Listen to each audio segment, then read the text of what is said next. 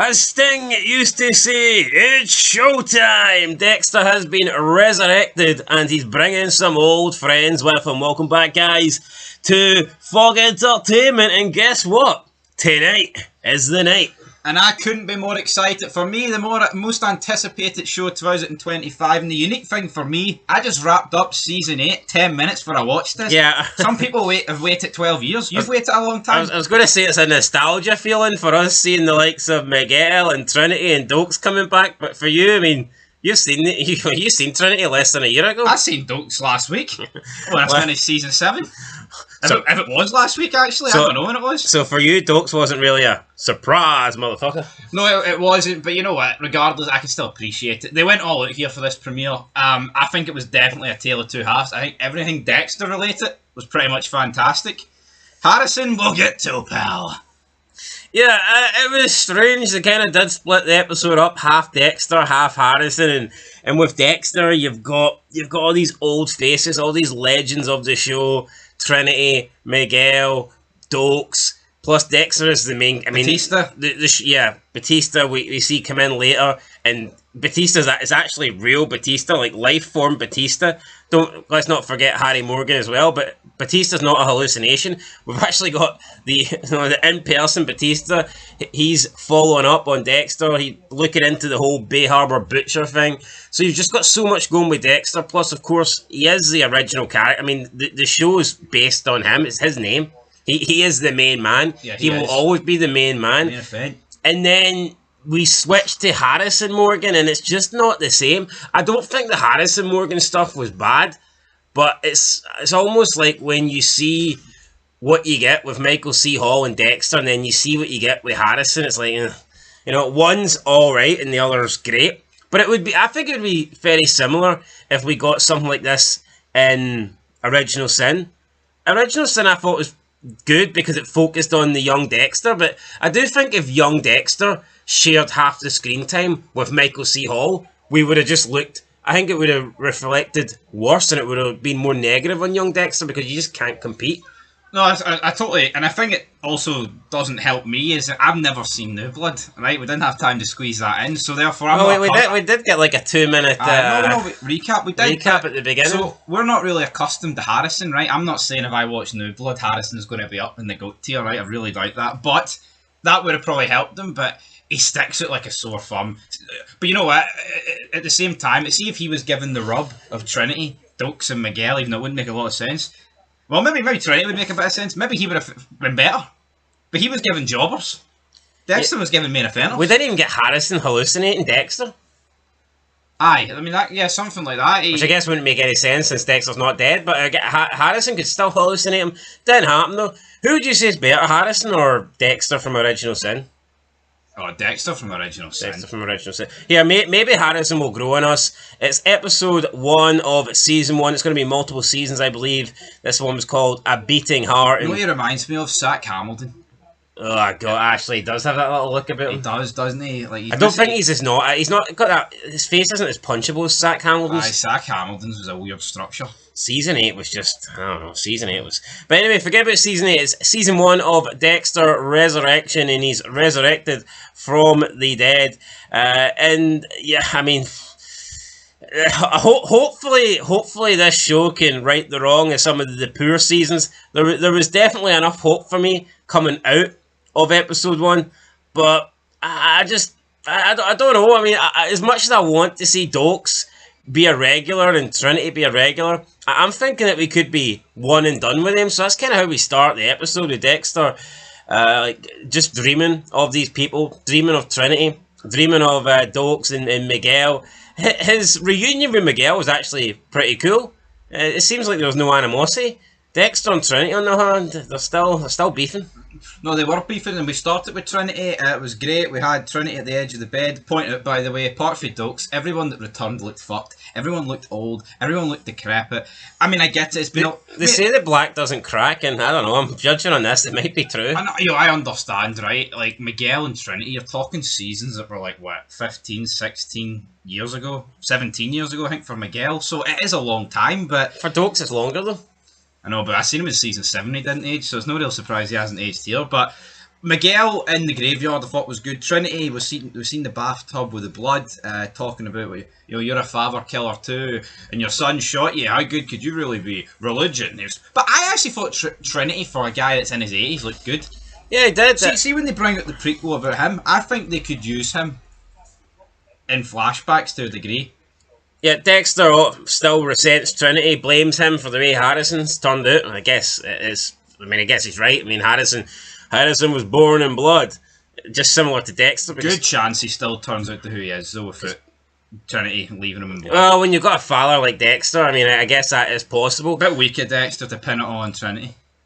Oh, absolutely, but here it wouldn't be the first time Dexter's just pinned the blame. He pretty much... Harrison grew up not knowing who his father was. He probably thought Jamie Batista was his mum, the amount of overtime she spent looking after the guy. Right, speaking of Harrison, he works in some sort of hotel, and we get introduced to him. He seems to be friendly enough. He doesn't seem to be... it is similar to Dexter, how Dexter would come in. Alright, he didn't bring donuts, but everyone seems to like him. Whether that's his true personality or whether it's just this fake persona. But he's walking around the place as if he is the happiest guy in the room, as if he's everyone's best friend. But that doesn't stop him from killing some guy. Yeah, and it began a trend where everyone that got introduced had the need that they had to put AirPods in or headphones on. That doesn't give me main character vibes, Was that just a cheap way of trying to play some popular songs? I think they did that. It could be, but why can't you just play the popular songs while it's happening? But is that not a new thing? Is that not like a newer thing where they think that playing music makes it a better show? I'm pretty sure they did that a lot in Stranger Things. I know they did it in Original Sin. Not necessarily putting the AirPods in, but they did play quite a lot of licensed songs that you're familiar with. At least with Original Sin, though, I think it helps add to the 90s feeling of it. Yeah, that's what I thought. Yeah, I thought it was good them playing like the older songs, but they're playing I don't know when this is set, like 2020s, and you're playing songs from like the 70s, and it's like, Harrison might like to listen to that, but I don't know, man. See, when I see these people sticking their headphones on, especially the woman detective, it just screams like you've got autism or something. Yeah, well, that woman detective was an arsehole, but Harrison, basically, we get introduced to him. I don't know if he just passed an exam. It's GED. He might be dating someone that works in this hotel. Seems like he was going to look after their kid. That's what I got from it. But that night, I guess he didn't look after any kids because he took out, I guess, some soon-to-be rapist that was, I guess, drugged this woman that he'd spoken to earlier in the night. He took her into this apartment. Harrison bursts in. They get into a bit of a fight. Harrison beats him up, although it's not really believable because Harrison was a lot smaller than this guy. Then the guy's pretty much like, well, it doesn't matter, you might have stopped me this time, but there's loads more out there. And then Harrison just flips and he takes the toilet lid off and starts beating the fuck out the guy and kills him. Pretty, brutal kill. Then he proceeds to take the woman back to his room. He then goes back to the victim's room. Or maybe not the victim, but the guy he kills room, and we see him basically take him down to the kitchen. This is like late at night. I guess everyone's going home. Although I always thought in a hotel you had people doing the night shift. But that's what I thought. Where was all the night shift workers here? I tell you what, Harrison's not really like Dexter to me. I know Dexter's like, he's cold-blooded and he doesn't have emotion, right? But this guy opened this door, knowing full well it was going to happen, and he kind of was like walking away like, well, it's not my problem what happens in there. But then once he heard her like screaming and saying no, that's when he opened the door. I feel like Dexter would never have took it that far. The door wouldn't have got opened. No. The door might have got opened, but only one person would have been in it. Dexter would have dropped the guy before the door even got open, you're right. But he takes him down, chops him up, gets a bit of blood on the wall or the roof. Yeah, we get a little flashback where Dexter was telling how you gotta chop them up into 9 bits. It makes it easier to get rid of the body. So that's what Harrison does. He chops them into 9 bits, puts them in body bags. We do see a bit of blood, though, fly onto the ceiling. He cleans up everything apart for this little bit of splatter, then puts the bin bags out for collection. Just in time, may I add, he makes it before the bin men come, so that was pretty good, because you wouldn't want bin bags with dismembered body parts picking up heat in the fucking alleyways. Especially with the sun and rats and shit. Absolutely. The guy gave him his watch earlier in the episode as well to get it fixed, and the detectives spot that later on, so Looks like him actually getting his watch to get it fixed is actually going to come back and bite him in the Yeah, arse. see, Dexter just wouldn't be running about with somebody's watch that he's killed. That just wouldn't happen. No, absolutely not. So the garbage men are disposing of the bags. One of them rips open. We see the limbs. I believe it was a calf and a foot. But then the detectives get called, and honestly, I wasn't too impressed. The male detective, whose name I can't remember, wasn't that important. Didn't really bother me as much. Didn't seem like a good character. Just seemed like a bit of a nothing. But the woman was like this stuck up. I mean, Arthur Mitchell would say it best, cunt, and just really unlikable. Talking down to the police officer that was on the scene. Then she puts her AirPods in like she's some sort of main offender. It's like moonwalking around and then shouting out their names because she can't hear her own voice because the music's that loud. Olivia. But you know what? That's not professional. Surely if you're in a crime scene, you can't be having earpods in, listening to music. Yo. But is this, You know what, is this 2025 where it's like that's supposed to be cool? Oh, look at her doing her own thing. She's got her own unique ways. I'm not buying that. I think I just couldn't imagine in the original Dexter. Imagine Dexter and Masuka at a crime scene, like walking over bodies with their music in. Dokes would be like, "Get those fucking AirPods out, you creepy motherfucker." You know? I know exactly, but to me, I mean, yeah, that did bother me a bit. But it's the scene beforehand, right, where she just like speaks down to the unis.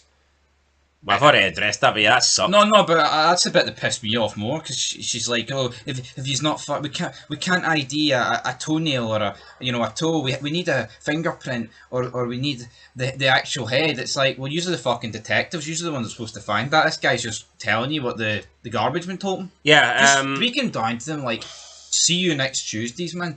Pretty much. She finds the bags because she manages to tell the way the original one, the first one that they found with the body parts in it. She looked at the way it was tied, and then she finds all the other ones that were tied the same, and they end up assembling a body part. They put the 9 parts together. I guess it's a bit like a jigsaw puzzle. Yep. Oh, she's the bee's knees though. She found everything. All the men, they're all dumb as fuck. It's all about her. Yeah, didn't like her. Anyway, back with Dexter. He's trying to get fit again. He's trying to do some exercises because he's been in a coma for 10 weeks. So I guess he's kind of out of commission at the moment. We get his doctor is pretty funny. His doctor that explains to him that if it wasn't so cold, if you'd have been shot in the summer, you'd have died. But because you were shot in the winter and you're out in the ice, that kind of slowed down your heart rate and that slowed down your blood loss. So that saved you, or else you'd be deader than my marriage. Which is a pretty good line for him. And then he also referred to Dexter like something like a shot in the dark or something like that, and obviously using a pun that Dexter was shot. So this little doctor guy, he seemed pretty fun. We then had some woman nurse that was trying to help Dexter get back to fitness. She then tells Dexter about the news that there was a body part cut into 9 pieces in New York, and this obviously notifies Dexter, here, shit, I'm the one that told Harrison about 9 body parts, so he realises that Harrison must be in New York. He must have committed another kill, and he figures that if they found the body, then it means Harrison's not really doing the job that Dexter taught him, so it's only a matter of time until he gets caught. She also makes like an offhanded comment about white men, saying, sorry, no offence, but you guys always tend to be the serial killers.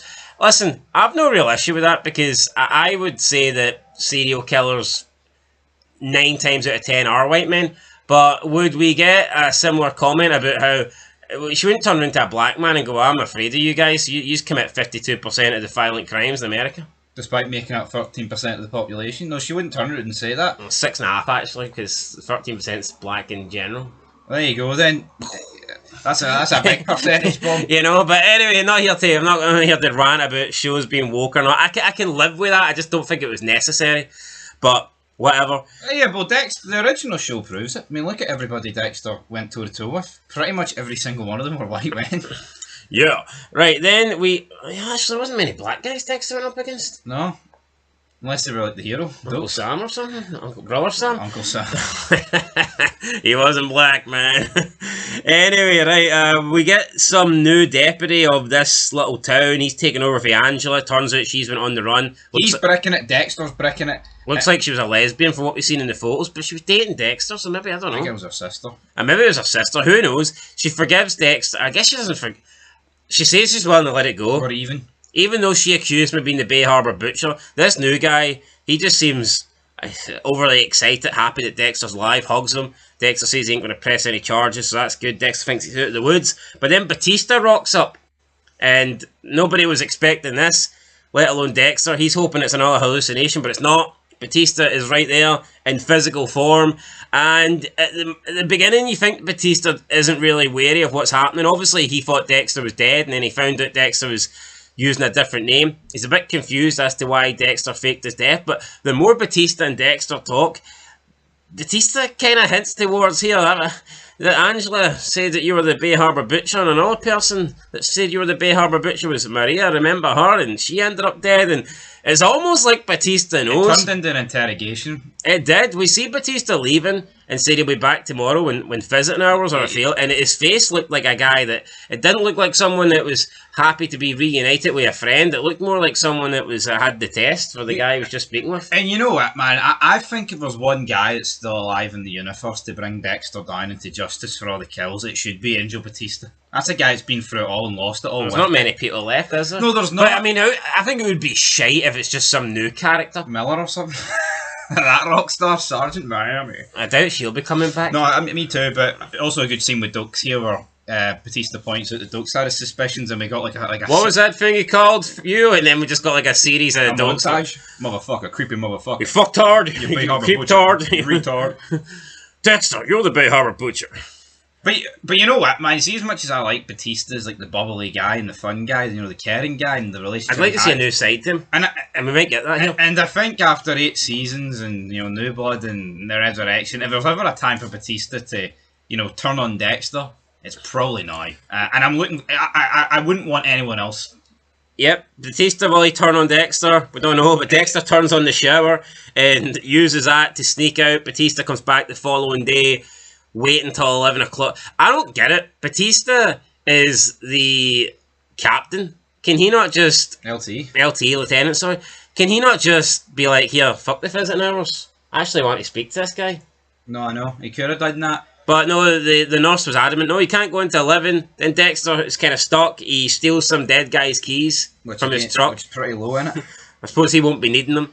The guy came in with a box of stuff, and Dexter was like, I'll take those keys. I'll take that truck. So Dexter sneaks out the back door after faking a phone call, pretending to be Quinn. So we got a Quinn name drop. Will we actually get to see Quinn in this show? I don't know. He was at the premiere, was Desmond Harrington, looking fucked as the rest of them, so we'll see how that goes. But as for Batista here, I think he's right to be pissed. Like, let's take away the fact that Dexter's been accused of the Bay Harbour Butcher. He's like, you faked your own death. Why? You took Deborah's body. Why? You did all this fucking shit. Why? Yeah, well, I mean, what were you doing? Last time I seen you, you were wheeling Deborah's body out of there. It's like, we went into the storm and I lost her. He's like, I even spoke at your memorial. It's not a normal thing to do. Just lift someone's dead body and take them out into his boat. Like, let's say he never hit the storm. What was his plan? Is Batista the Hank to Dexter's Heisenberg? Is he going to read a book and it says to my favourite, DM or something? See when Batista officially clocked. Now I hope that he hasn't clocked on just yet, but he definitely does feel like he's got his suspicions. Who do you think will feel like the bigger dumbass, Hank or Batista? It's a close one, but I feel like in Breaking Bad, I don't know. Gambling money. Gambling money. I think, what's worse? I mean, Walt becoming a drug dealer, right? But he's a really smart chemist, so it makes sense. But then Dexter knows his way around blood and crime scenes. It makes sense. I think both are very similar, but Dexter's obviously lasted a lot more seasons and a lot more spin-offs and shit. So I'm going to go with Batista being the biggest donkey of the two. But then Hank's a dumb fuck, isn't he? Yeah, I feel like there's a few times where Hank maybe should have caught on. Anyway, that WW thing in the book, and he's like, Walt Whiteman, and he just fucking buys it. I mean, come on, Hank. Walt Whitman? Whitman.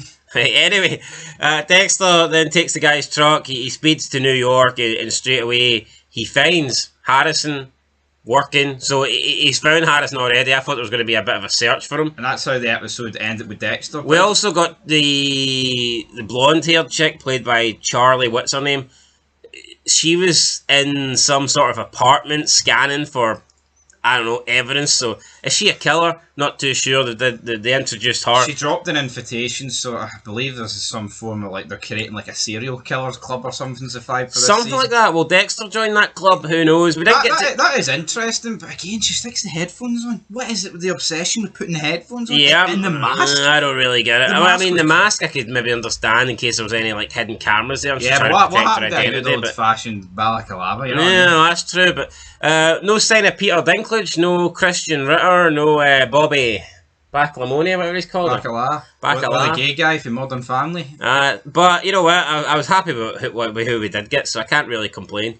Yeah. You know what though? Another thing, it's like is Dexter so far gone at this point where he's like, here, maybe I should stay here and heal up a wee bit, extra couple of days to get Batista off my tail, because him leaving the shower on, escaping for Batista from that hospital, that's just going to make Batista think even more that something's up. The Harrison thing pushed him into it, though. I know, yeah, it did, but the interesting dynamic for me is, back in Season 7, most people don't like LaGuerta, right? I feel like, universally, Batista's way more loved than LaGuerta, so I think that's going to divide a lot of the fans if they actually want Dexter brought down by Batista, and I'm all here for it. I'm here for Big Dave, and it was great seeing Harry back as well.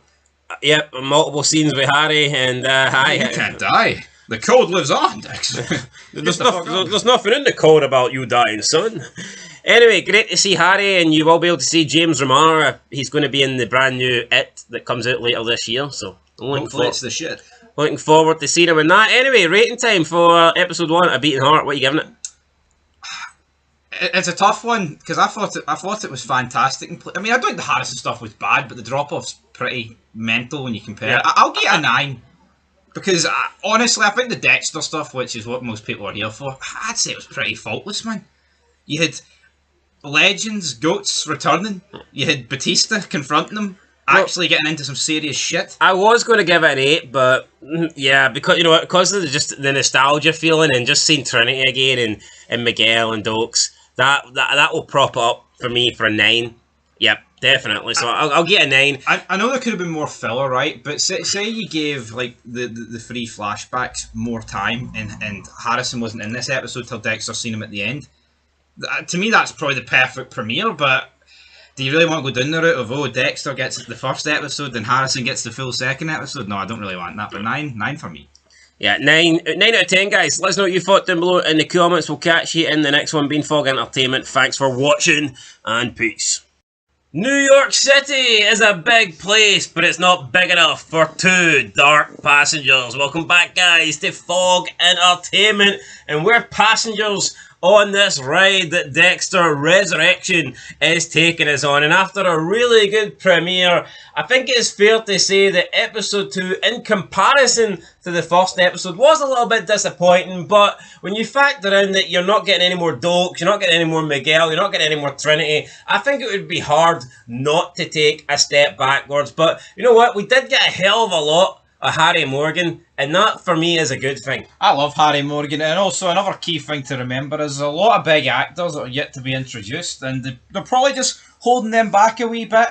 But Dexter in the Big Apple, he's used to big donuts, but he's chomping on some big apples now, and Harry at his side, I'm all for it. And we got a wee bit of Batista as well. Batista's on the case, even if he is like 100 miles away from Dexter, but he's there. Peter Dinklage might be big in terms of fame, but he's certainly not big in terms of stature, but we've still yet to see his character in the show. Christian Ritter, we're still to see her as well, so they've definitely got some big names up their sleeves, so to speak. But we do see Dexter trying to settle in to New York City, and he takes a bit of a liking to a serial killer that is going around. A serial killer that has killed 7 people, and that's how we start the episode. We actually see, and to be honest, I'm not going to lie, I actually thought this was Dexter. See, for a couple of minutes until he started speaking more, then you seen a bit more of his face. But originally I thought this was Dexter. We had a guy with a similar build to Dexter, similar age to Dexter. I guess you could argue even had like a similar sort of facial hair. Yep. I thought it was Dexter. He sounded like Dexter putting on a voice. And as Dokes would say, he was looking like a creepy motherfucker in the back of this guy's... I get... What's the New York called? your cab or something, your taxi or your share ride, something like that. It was your cab or something. I don't know why it was called your cab. I always just assumed it was like Uber's and the big yellow taxi. Yeah, but they were calling it something else here. So we see there's a killer that's been going around. He's killing these guys. He's jumping in the back seat. He's I guess getting some sort of razor blade and holding them hostage and telling them who's going to miss you. And then I guess once that gets revealed, he kills them, he beheads them, and we see this taxi driver, cab driver, he gets beheaded and then he's found by a couple of skateboarding kids. Dexter then takes a little bit of a notion to this, and he decides he wants to follow in the footsteps. So he befriends another share driver. He then ends up renting from this guy. Blessing, yeah, the guy's name's Blessing. He's from Haiti. We get introduced to his family. I mean, it seemed like a lovable, charming, fun-loving kind of group or whatever. He kind of screams of the kind of guy that's going to get killed. Yeah, he does. Dexter moves in down below. I don't know if it's a good idea. He thinks it is, but I mean, if you've got this family above you, and there's quite a lot of them, and they've got the viewpoint looking down at you. I don't know how Dexter's going to sneak people into his new apartment, his new basement, and kill them. But it's a decent place to live until you can start killing people. But he wants to do that pretty quickly. Yeah. Plus, the walls do seem they sound very thin. So I don't know if Dexter's going to be able to, slice and dice many people down there. But and also Dexter Morgan living in the basement of some bloody family above him, man. How the mighty have fallen. What? But Dexter tells Blessing that he's looking for a job. He wants to try and make a bit of money. And then he gets him to bring up the whole how do you become a share ride driver. And then he hears about the guy that managed to escape and lost an ear. This guy's invited to the party, so Dexter uses this opportunity to ask him questions, pretending that, here, I'm thinking about becoming one of you guys. I'm going to become a share rider. I need some tips to stay alive. But what Dexter is really looking for is some advice and some clues about finding this guy, because he wants him on his table. And the guy reveals that this serial killer who's killed 7 people calls himself the Dark Passenger. Or at least that's what he calls him. And Dexter's no having it. Harry's like, well, Dexter, come on. But Dexter's no. There's no room enough for 2 Dark Passengers. But you're here for Harrison. I can multitask. So Dexter, I mean, maybe it's a bit of a beef here, pride at stake. Dexter doesn't like the fact there's somebody else going around New York City with the name The Dark Passenger. That's Dexter's name and he wants to keep it. Gimmick infringement, copyright infringement, and then he storms off in a huff in his shite mobile. The alien mobile. What a crock of shite this is. Big Blessing was ripping the piss out of him saying, "Oh Dexter, my man, you need to get no ride. This is shit. This is embarrassing. You can't drive around in that, homie." And then Dexter drives off and looks like he got himself a new ride. The most generic 4-door sedan you'll ever see in your puff. But you know what? It's better than that. I'll give him that. Yeah, we see Dexter go into the hotel room. He's scoping out Harrison's kill, and he comes to the conclusion here: Harrison done a lot right. He's cleaned up after himself. He used the plastic off the shower curtain. One thing he didn't do though was clean a speck of blood that was on the roof. But Dexter got that for him, so he's fine. We see a bit more of that detective woman and her partner. They're in the room looking for clues. They think it's too clean, so therefore the murder must have went down in this room, in this hotel room. They get the woman, the blonde-haired chick, who is what's her job? I don't know what she's doing there. I would borderline call her like the recruiter. Or are you on about the woman in the hotel room? Blonde, medical. Aye, that's the one. Aye, anyway, well, she gets called in for questioning, and it turns out they want to speak to Harrison as well, because I guess those 2 will be on the camera, and they will be the last 2 people seen with the guy that got cut up into 9 parts.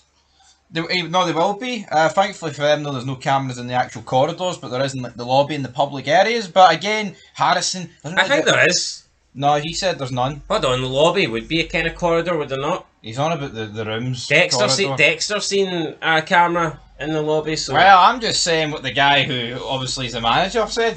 That's what he told the police. Yeah, there's no cameras in the rooms, obviously, but I imagine there would... No, he said the corridors, we like to keep privacy to our guests. I'm pretty sure he said there's cameras in the elevator. And we did see some in the corridors. No, I'm telling you, there was none in the corridors apart from the public areas at the bottom. Well, I'm pretty sure Dexter looked up and seen one, but here... Yeah, maybe Dexter did, I'm pretty sure he did, but maybe the hotel manager... That's what the hotel manager said on Paramount Plus. Yes, guys, Dexter Resurrection is on Paramount Plus, and you can watch it all, I believe, for $3.99. This is no paid promotion, so we ain't getting paid to talk up Paramount Plus. But if you want to give a wee super chat or become a member on Fog Entertainment, then feel free to do so. But yeah, Harrison, he's basically trying to move on from the kill. We see him go out partying with his black friend. He does some drugs, he gets high. He sees the guy that he killed. He's seen him multiple times. Maybe killing for Harrison's just not so easy the way it is for Dexter. I don't really recall Dexter killing anyone and feeling guilty or struggling with it, apart from maybe Brian. Brian was the only person I remember Dexter killing where it seemed to affect him. And that makes a lot more sense, though. It was personal, it was, he had a connection to Brian, but also, he does spot Dexter, but there's no hallucination here. He thinks it is hallucination, but Dexter's actually walking out the hotel. Yeah, so we see Dexter outside of the hotel, and guess what? Tonight is the night. Well, maybe not the night for the kill to go down, but there's certainly going to be some fetting. Dexter has managed to come to the conclusion that the guy he's looking for, this so-called dark passenger, which I think Dexter refers to him as the pretender, the imposter, he works for some sort of data company. Data bridge analysts. That's the one. And he goes through all the profiles, and he sees the one profile without a picture. So, Ron Smits must have mispictured it. He does a wee bit of internet searching for him. Turns out the guy's not online unless he's dead in the cemetery or he's 3 years old. But that wouldn't really fit the description. Even though Michael C. Hall was looking a bit dead in the premiere, he's not quite 80 plus. So Dexter comes to the conclusion the guy's got a clean slate. If you've got a clean slate on the internet, then it probably means you went out of your way to achieve that. We see Dexter following him. The guy tries to get him one of the share rides. Tommy! But Tommy! My name's Tommy, but Dexter's like, no, I'm the real Tommy. Don't you steal my share ride. And it was very awkward. Dexter was acting as if this guy was trying to steal like $1 million out of his bank account. And then Tommy kind of shat it. This is a serial killer. You think of these people are tough, scary, dangerous people. Dexter says, don't steal my rod. And this guy was like, oh, okay, sorry, walks off. Dexter then gives chase, follows him down to the underground. The guy gets on a train, someone bumps into Dexter, hurts him. Dexter's out of breath because he's not used to the cardio. He's not used to chasing people down. He was in a coma, I guess, for 10 weeks. Harry's upset. He's like, I thought we were just fetting him, Dex. Why are you giving chase? You're not up to this physical standard. You can't be doing a kill. And then Harry's kind of proud of his son. He's like, you jeopardized this. You risked it to save a life, not to kill. And then and when did you start caring about people, Dexter? And Dexter's like, since right now. So maybe we're seeing a change. Maybe something's happened to Dexter Morgan. Maybe he is a guy that is no longer this, selfish. I only care about the blood, and I only care about taking lives and putting them into this wee slide box. Yeah, Dexter did. He risked his cover. He risked a possible confrontation with this serial killer, a chance to maybe kill him. Maybe this could put the guy off. The guy could get away, but he risked it to save the life of one of these little share ride car drivers. So we've got to respect him for that. He prevented it from going 8-0. I tell you, man, it's still at 7. But Dexter, he could be the 7-1. He definitely could be, and it's the correct decision for him. But we have seen throughout the course of this franchise, Dexter, jeopardise his own killing, so to speak, to save people that he cares about. But it's good to see him, but just be a bit more likeable. In Dexter Resurrection, towards the end of season 8, I feel like the guy was very conflicted. This is a good Dexter that I'm seeing here, but we do have Batista. He's on the case. He's speaking to the sheriff over in Iron Lake. Iron Lake, full of jobbers, in my opinion. Looking at Dexter New Blood doesn't give me much hope for watching it, to be honest. No, I think this is the last we'll see of Iron Lake, or whatever it's called. I mean, the name's not too relevant, but the sheriff guy, for him to be the chief, the captain, whatever... He seems like an absolute goofball. You would expect more. He doesn't seem like a chief that should be running the place, but here, I guess he was like second in command. Yeah, maybe he was even third in command. Maybe the population's just that shite. He's been promoted due to lack of numbers or something, man. Possibly, but that was it, really. Covered Dexter, covered Batista, covered the recruiter Harrison. lady for the serial killer invitational, she killed a guy with Negan's bat, essentially. They stopped his membership. Yeah, now apparently he done something that they didn't like. He was like, oh, tell the big man. Tell the big man I've got a little ass. I think it should be flip big man. Yeah, I'm assuming they're referring to Peter Dinklage. He wants back in, but he's been told that he's out. He doesn't really take no for an answer, and then he gets a baseball bat, spiked baseball bat, to be precise. In a public car park. Or is it a parking lot? Now, here, you say it was a kill. It could have just been a wound. It could have been an inflicting injury. I mean, true, but I think most of the time you get hit in the head with a baseball bat covered in nails and you're going to die. And his bank account was 0, so... I know how that feels. Yeah, we know that. But is it... I mean, it's a familiar story. Dexter says New York City isn't big enough for 2 dark passengers, but the West Wing's certainly not big enough for 2 people with 0 in their bank account. Well, you need money, guys. So. Anyway, I'm sure there's a shitload of people in New York City that go to their bank account and they see $0. But anyway, this guy, I'm led to believe here that maybe there's some sort of bounty going on here and that Peter Dinklage is paying people for kills. Is that what you're getting from this? There's a group for serial killers and they're getting paid money? It could be that, because it would be a bit basic if it was just a simple case of, here, we're getting a bunch of serial killers together to discuss ideas. We're sitting over dinner and discussing our latest kills. It would seem very Avengers, wouldn't it? Like, oh, look, we're whipping out this grand old team here of serial killers. It would seem a bit cheap. So I'm looking forward to see Dexter interaction with them, but I think the problem with this episode is it suffers for double episode fatigue for me.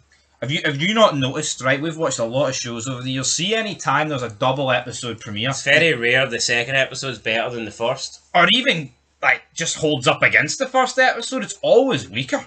And this was a lot weaker, man. Yeah, you can take out Trinity, Dukes, and Miguel, right? And they were epic at last episode. But there wasn't an awful lot happening here. Was there not one? Was Mayan season 5 not a double episode? And we thought episode 2 was better? Or was it season 4 that was double episode and episode 2 was crap compared to the premiere? I can't remember season 5, to be honest. But was season 4 a double premiere? I think it was. And literally nothing happened. I think it was. Remember, Alvarez shows up at the end? Yeah. That was good. I have no problem with that. Yeah, but episode 2 was a disappointment. It was, but you look at shows over the last couple of years, man, I think original... You say you have no problem with it. Your point literally was... double premieres don't tend to do well, so you do have a problem with it?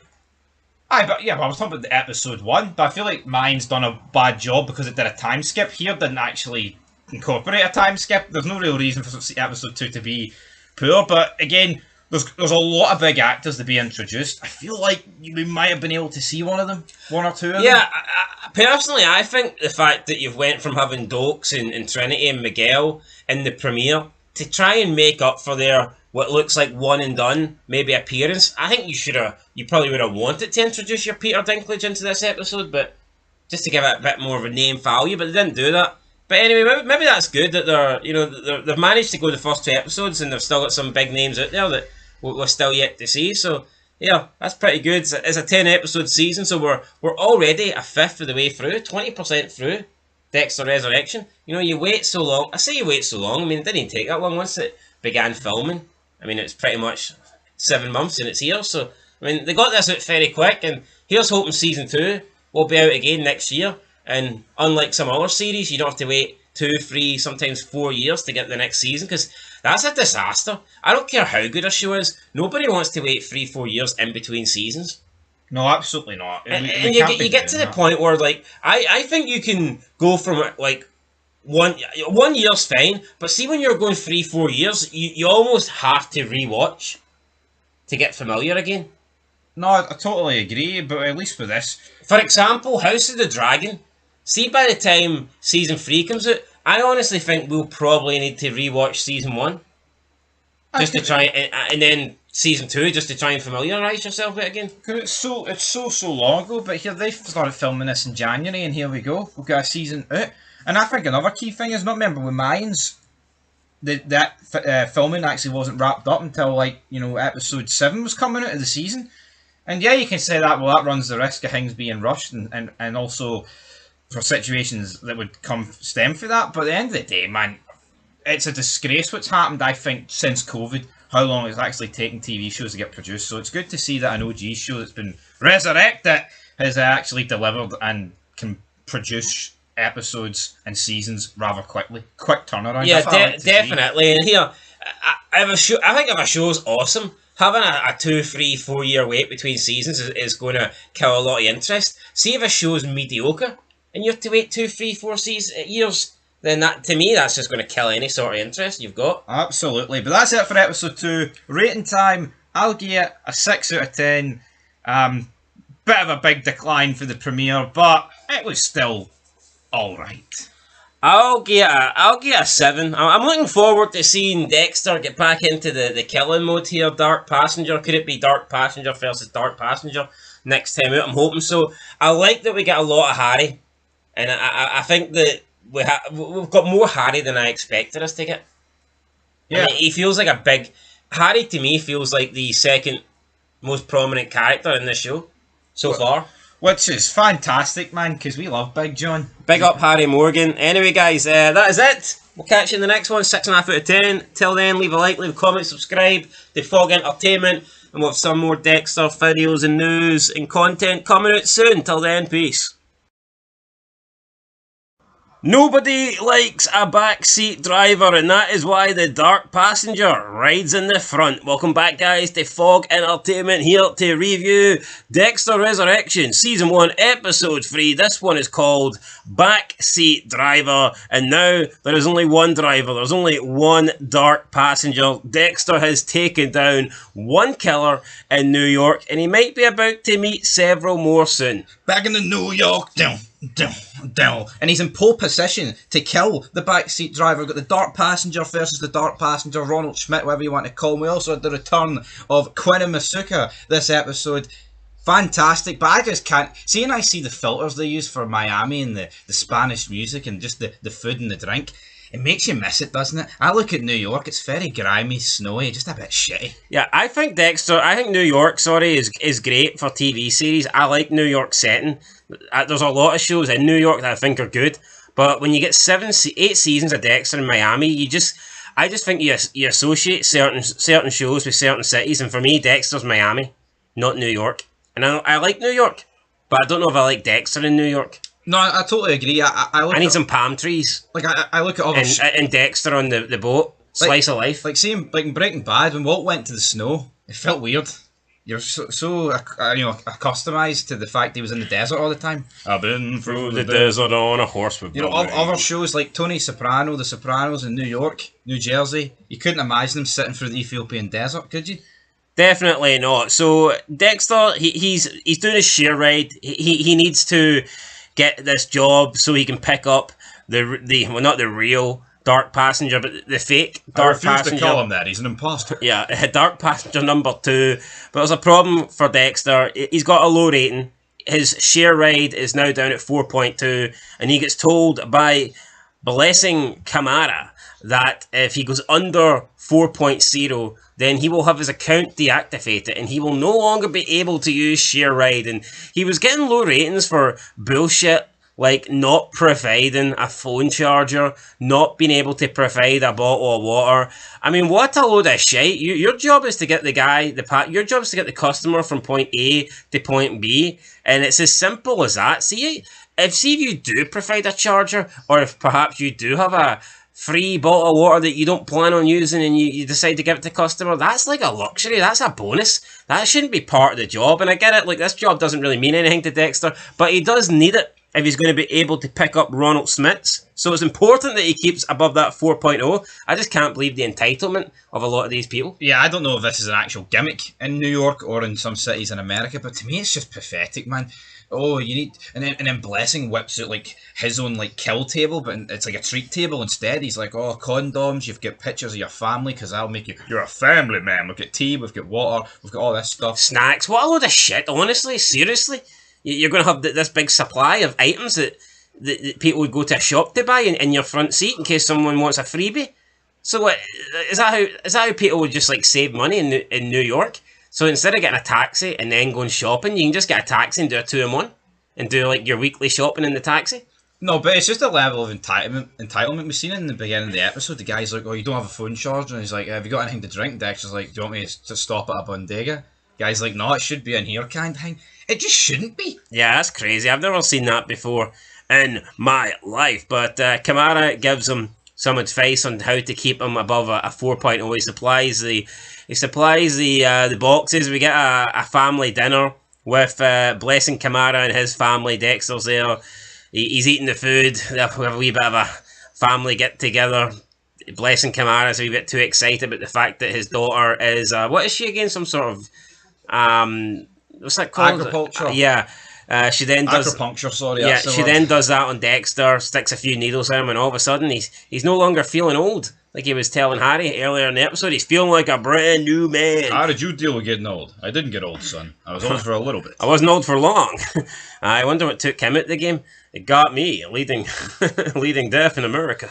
I wouldn't be surprised in the Original Sin, Big Brian Moser has something to do with it. Like, Yeah, I mean, I'm not. Yeah, I mean, that's probably the biggest twist they can do in Original Sin that I can think of. absolutely. Anyway, I mean, I wonder if someone covered it up. Captain Matthews. Potentially, right. Anyway, so we then see Dexter break into Ronald Smith's apartment, and he finds his kill tools, and he decides that he's going to use his apartment for the kill room because it looks good, and I guess it does. And Dexter likes this. He likes the living alone, and he likes the freedom, and he likes the enclosed spaces, and not having cameras and neighbours spying on him, and no responsibilities. But Harry reminds him, "Hey, you've got a son." Speaking of that son's under investigation, getting asked a lot of questions by the two detectives in this show. One of them, I mean, I don't really care for because I mean, it almost feels like he isn't necessary, to be honest. It feels like he is just there to like show like male incompetence in the fucking workforce here in New York, in the NYPD, man. The guy just stands there like a windy licker while she rolls about in like her invisible roller skates, blasting music. It's cringe. I don't like it. They basically paint a picture here that Harrison has committed this murder. He gives an alibi that wasn't real, and she literally describes everything that happened, from the meeting in the lobby, up the elevator, into the room. You weren't going to stand there and let that guy rape that girl. Well, he kind of was, like, until he fucking heard the noise. You went in, you had a scuffle, you grabbed the toilet lid, you cracked him, there was residue on him, so we know for a fact it's that. You then got rid of the body, you knew the kitchen closed at 1 AM, you come down here, you chopped them up, you get rid of him, because that's what happens. Yeah, she knows that much. It's almost like she done it, to be honest. I think they're making this woman seem too good at her job, or this, like, amazing detective. Fuck, she makes rockstar Frank Lundy look like a jobber in comparison. Yeah, like, seeing you break it down, you look at it, the lack of cameras in this hotel should make the investigation a bit fake. I tell you what, Dexter should just move into this hotel. He could kill people for fun. No, he could, but I think it's just they're overbooking this woman and making her feel way too overpowered than what she surely should be at this stage. Overbooking is a wrestling term, by the way, for anyone that doesn't know. It is a wrestling term. Which I assumes pretty much everybody watching this video. What word would you use then?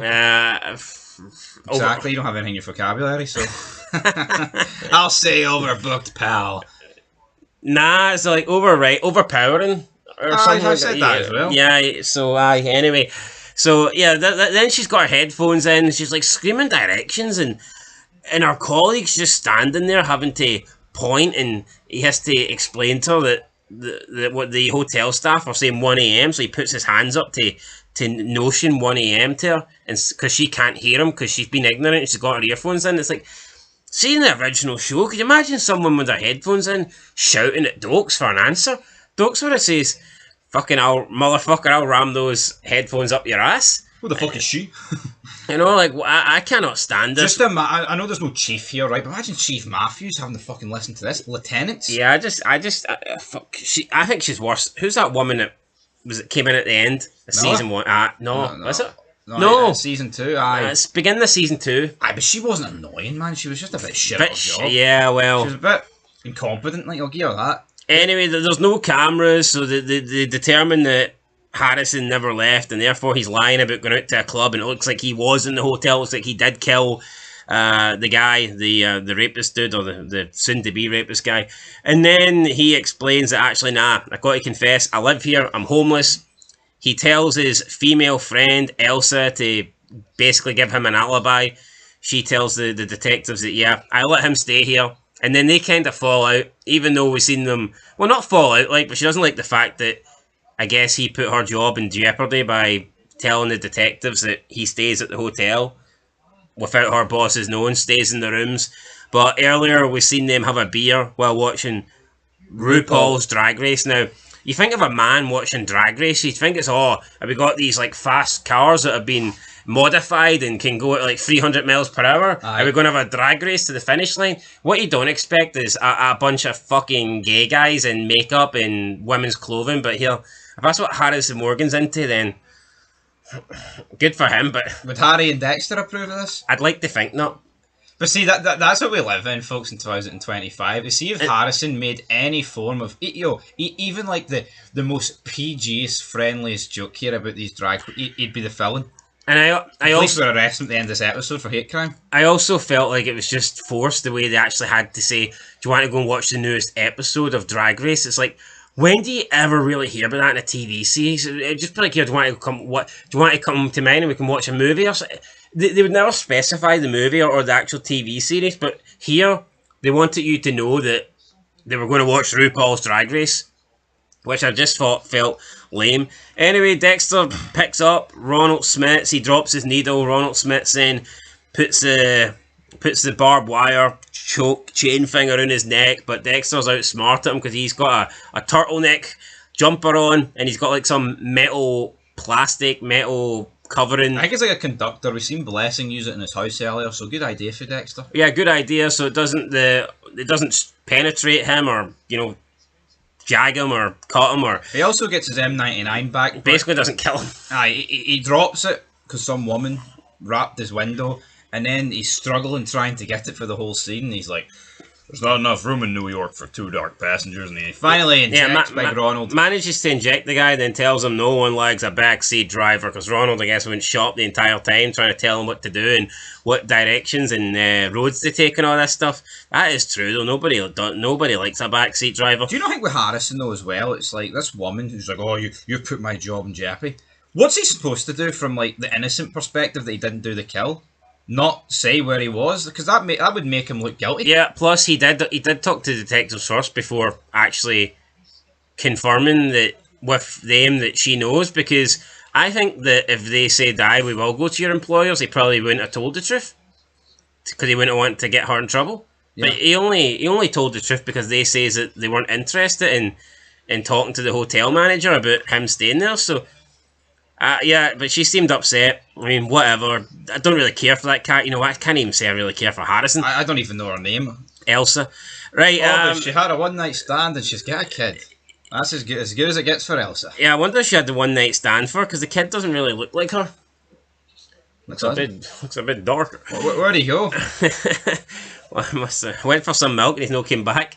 Alright, then the Ronald Smits wakes up on his table, or Dexter's table, wrapped in plastic. Dexter's like, "It's amazing what you can buy on Amazon, free shipping." He's wrapped them up, and then he shows them like the trophies, but he doesn't want to explain because he thinks that Ronald Smits, you may get some satisfaction out of that. Then Smits basically says that those guys weren't innocent.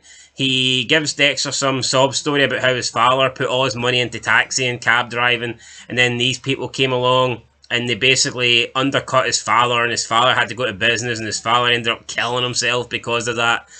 And I mean, it just felt like to me they were pushing a narrative of Ronald Smits, white man, bad, accusing minority taxi drivers, accusing migrants and like refugees or whatever of coming in and stealing jobs.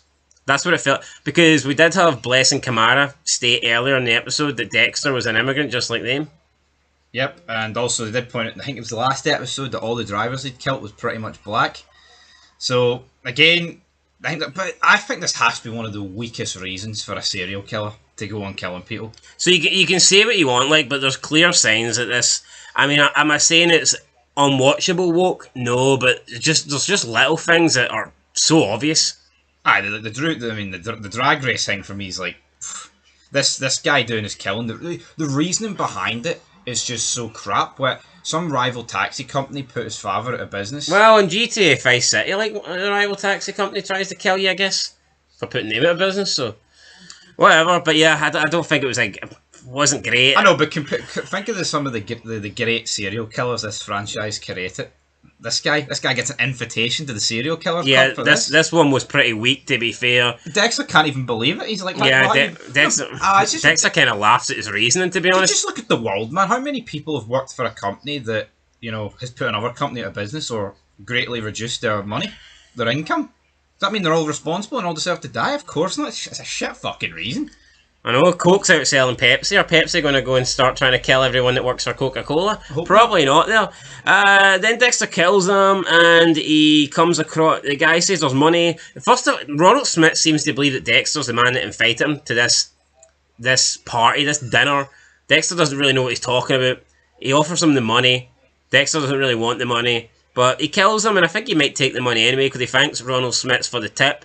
But then he looks over the invitation, and he finds out that Ronald Smith has been invited to have a dinner party with people alike with his similar set of skills. So Dexter realizes that Ronald Smith was invited to some sort of serial killer dinner, and now I guess Dexter's going to take his place. He did attempt to burn the body, but when he realised he needed a fingerprint to get access to the invitation, he cuts off the finger. And that was pretty much it for the episode. I'll tell you what, I'll give them credit, right, for this, because I do believe that for Dexter to go to this convention, it makes a lot more sense to him go as someone else than himself. Yeah, and I think Dexter did say he looked a bit similar.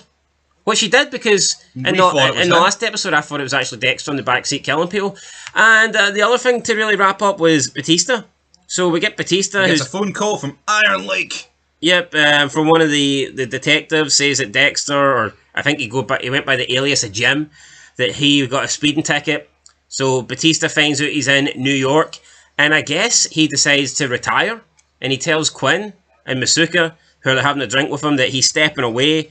And it's like we never left. Yeah, sad that he's got like personal business to attend to. He's got something he needs to do, and there's like a few good jokes in there. OnlyFans. Yeah, Masuka says you're Eastern European strippers. Yeah, so you had I even forget her name, the Ukrainian woman. Nadia. Nadia. So yeah, you had some references there. You had Quinn bring up Nadia, that he was kind of like obsessed with her, and it was a bad idea.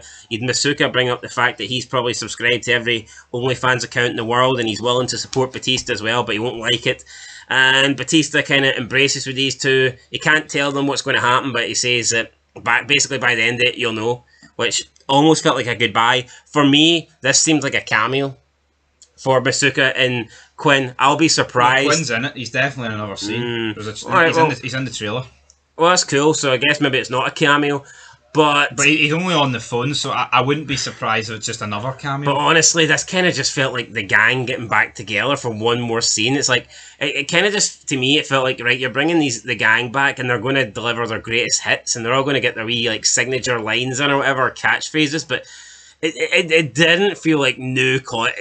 It did kind of feel, in my opinion, that Quinn and Masuka were forced in there, and I'm not complaining, because I'd rather them be in there than not be in there, but it did kind of just seem like people that were trying to relive their glory days, almost. No, I understand that. No, it's like, like, what's this? Holyfield's coming out of retirement for a boxing match at 60, but you know he's not got what it takes. You know he's past it. I know, but Batista's retiring from the department. I think it'd be a bit wrong if we didn't have these two here. I liked it. I think my only problem is with it, it's like, well, where is Miller? Nah, where's that rock star? My only problem with it is, it does kind of hint at Batista's dying. Another thing, he kind of leaves it open to the sense of, like, they don't have a clue what he's doing. That'll feed people's, Quinn knows, because what if Batista said he's hunting Dexter? I would have also liked to just seen those two discuss Dexter with him. I'd like to hear their opinions. Yeah, but maybe Batista, I suppose maybe he wants proof before telling anybody, because but he could still tell them that he found them. No, but he could look at the Maria thing and see how that turned out for her, and that pretty much Dexter had the whole apartment believing that, she was crazy. So maybe he's learning for that and thinking, right, well, I'm actually going to keep this to myself until I've got 100% concrete proof. No, I understand that, but what would we rather? Would you rather Batista bring these two along to New York, or would that feel a wee bit too Avengers of the Miami Metro homicide? I mean, maybe Quinn's from New York. Maybe Batista can get Quinn involved later down the line. I just don't think Masuka works.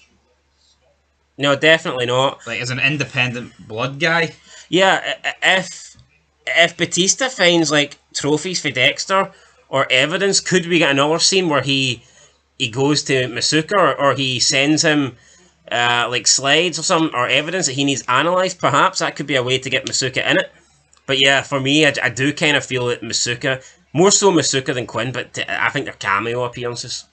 No, I think their cameo appearances Masuka too. to me only really works when you've got the Metro Homicide Department. Without that department, it's like, where does Masuka really fit in? Quinn being a detective is a bit different. I think that you can get He's more like an of extra Quinn. ear to Yeah, lean on. and I would like to see that part here because we've seen that they were partners for quite a few seasons in the original, so it'd be good to get the band back together. And what we've got to bear in mind is the theories about Quinn, they've been going around for years, and a lot of this show so far has been about fan service.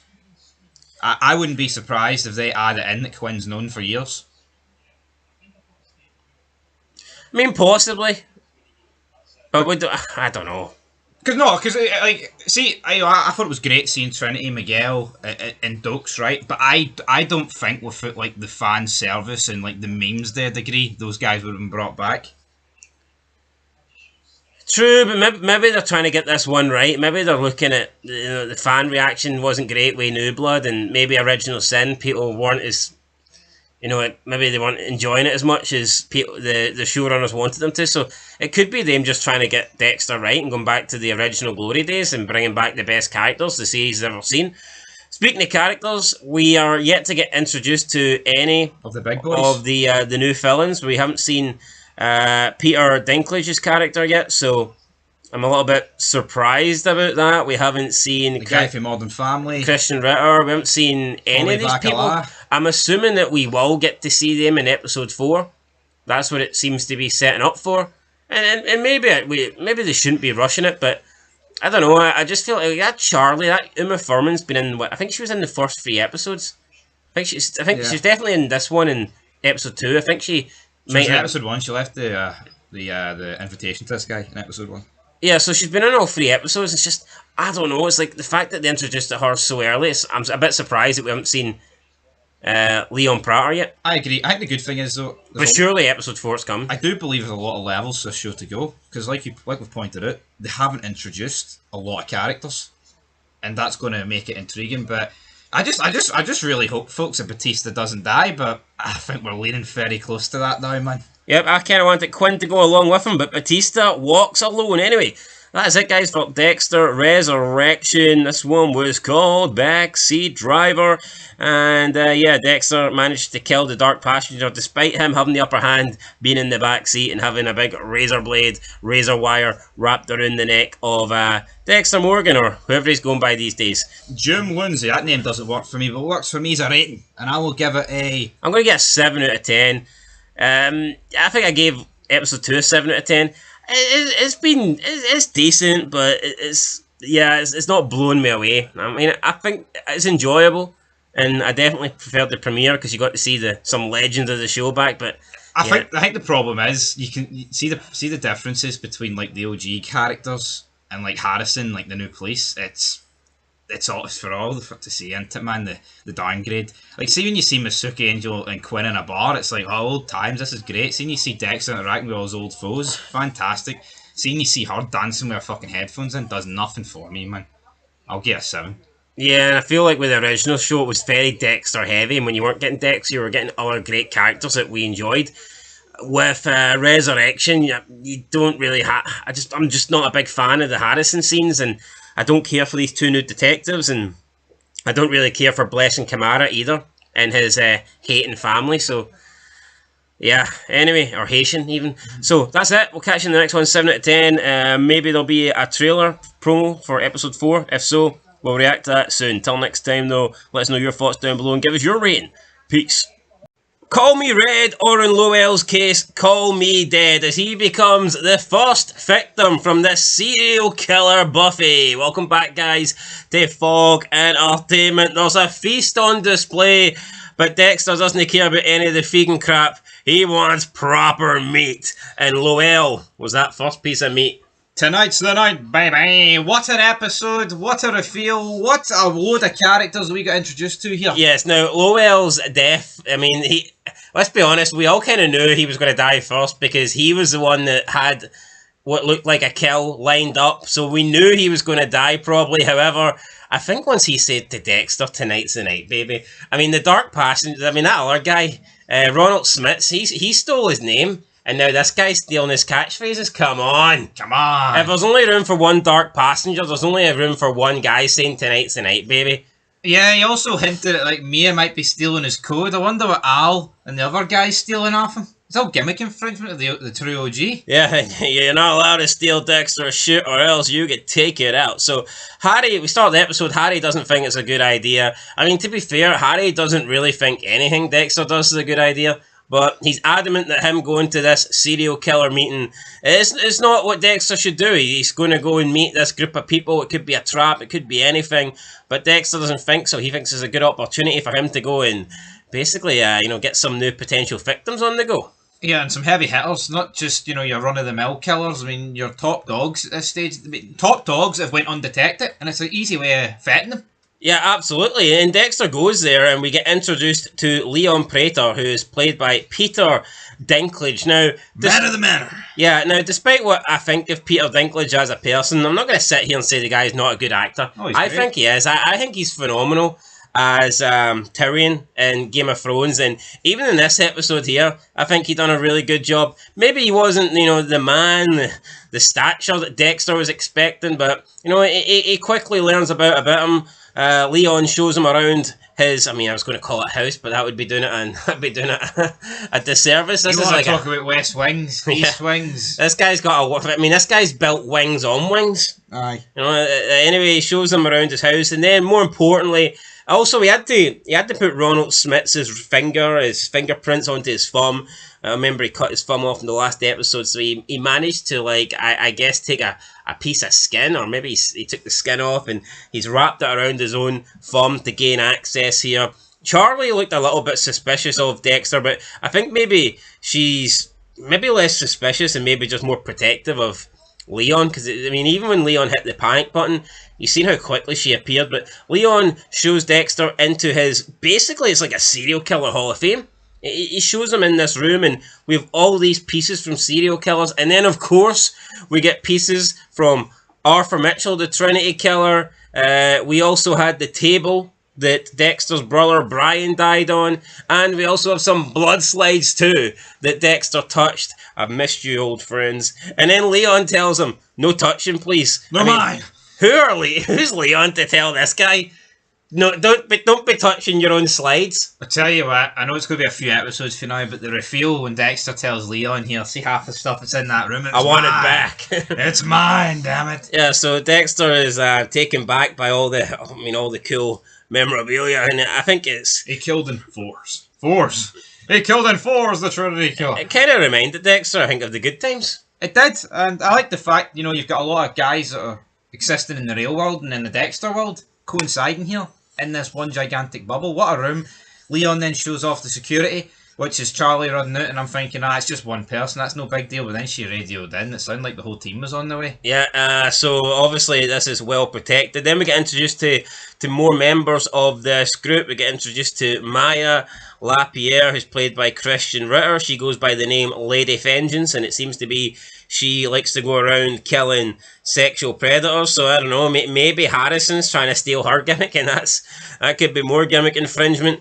We then get introduced to Lowell, who comes in, and Maya and him don't really seem to like each other. He's got a fascination with skinning people. So automatically, this guy came better. This guy was just better than George the Skinner. He was, but could Mia be the person that Dexter frames for the Ryan kill to get the police off of Harrison's trail? It's a good possible. Yeah, Is that the first person he's fucking framed? Yeah, maybe we need to dive into that. Then we get introduced to Al. He is the ponytail guy. His wife was expecting. Now his wife gave birth. He's showing off pictures of his family. Dexter's a little bit bemused, thinking, why can't I have a family like that? But instead, my own son shot me. Then we get the other guy. I believe his name is Gareth. Is he the Zodiac killer? Does he kill Gemini? Gemini, right? This guy was shite. Honestly, everyone else had something about them. This guy's come in fair. Not every single one of them is going to be having charisma, a bit of order to them, so to speak. This guy just was fucking weird. Yeah, he seemed like the odd man out there. So it's hard to really have an opinion on him. But I'm kind of intrigued to know more about some of the other killers. Like, Dexter talked a little bit about Mia having a code. Just because Al collects ponytails, that doesn't mean he doesn't have a code. But we're yet to find out why he kills people and why he takes their ponytails. Maybe he only kills bad people. Yeah, you wouldn't know. Now, obviously, loyal. He kills people who've just got tattoos. They seem to be. It could range from good and bad people. But you're right. He needs to. The same way Loyal. To be fair, maybe Loyal only kills bad people that have tattoos. Potentially, but something tells me if Dexter finds that out, he's not really going to be too bothered about killing him.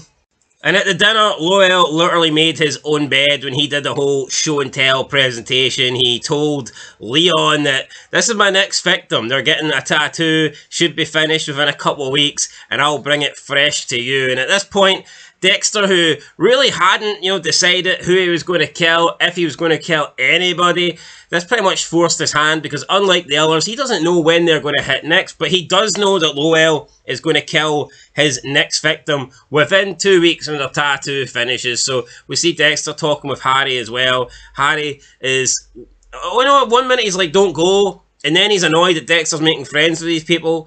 And then he gets annoyed that Dexter is going to kill Loyal because that'll make it look suspicious with him being the new guy. But so Dexter's like, I can't win. You don't want me to go. You want me to kill them. And then when I go and kill one of them, you're not happy that I've killed him because it's going to make me look like, the guy that is taking Loyal out. So, yeah, Harry and Dexter not really on the same page in this episode.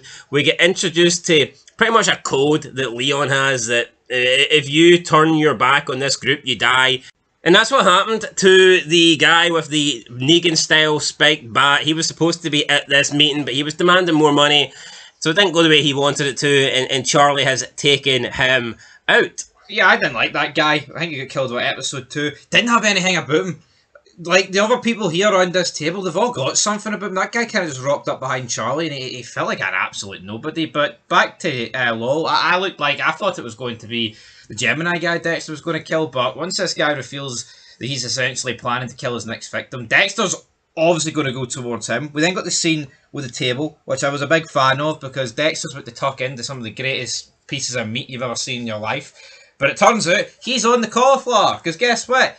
Ronald Smith is a vegan, so therefore Dexter Morgan is now a vegan. I mean, he could have just said, I had some vegan cookbooks, but don't believe everything you've seen in my apartment. I'm a meat eater, damn it. I like the red meat. I'm surprised Dexter didn't go down that road, but at least the cauliflowers looked nice. There was some later on in the episode, some kale pastries, looked like the most rank rotten thing I've ever seen in my puff. But Dexter learns at the meeting that there will be more, so therefore he's not really in a rush to kill any of these people apart from Loyal, who he knows he will need to take care of at some time.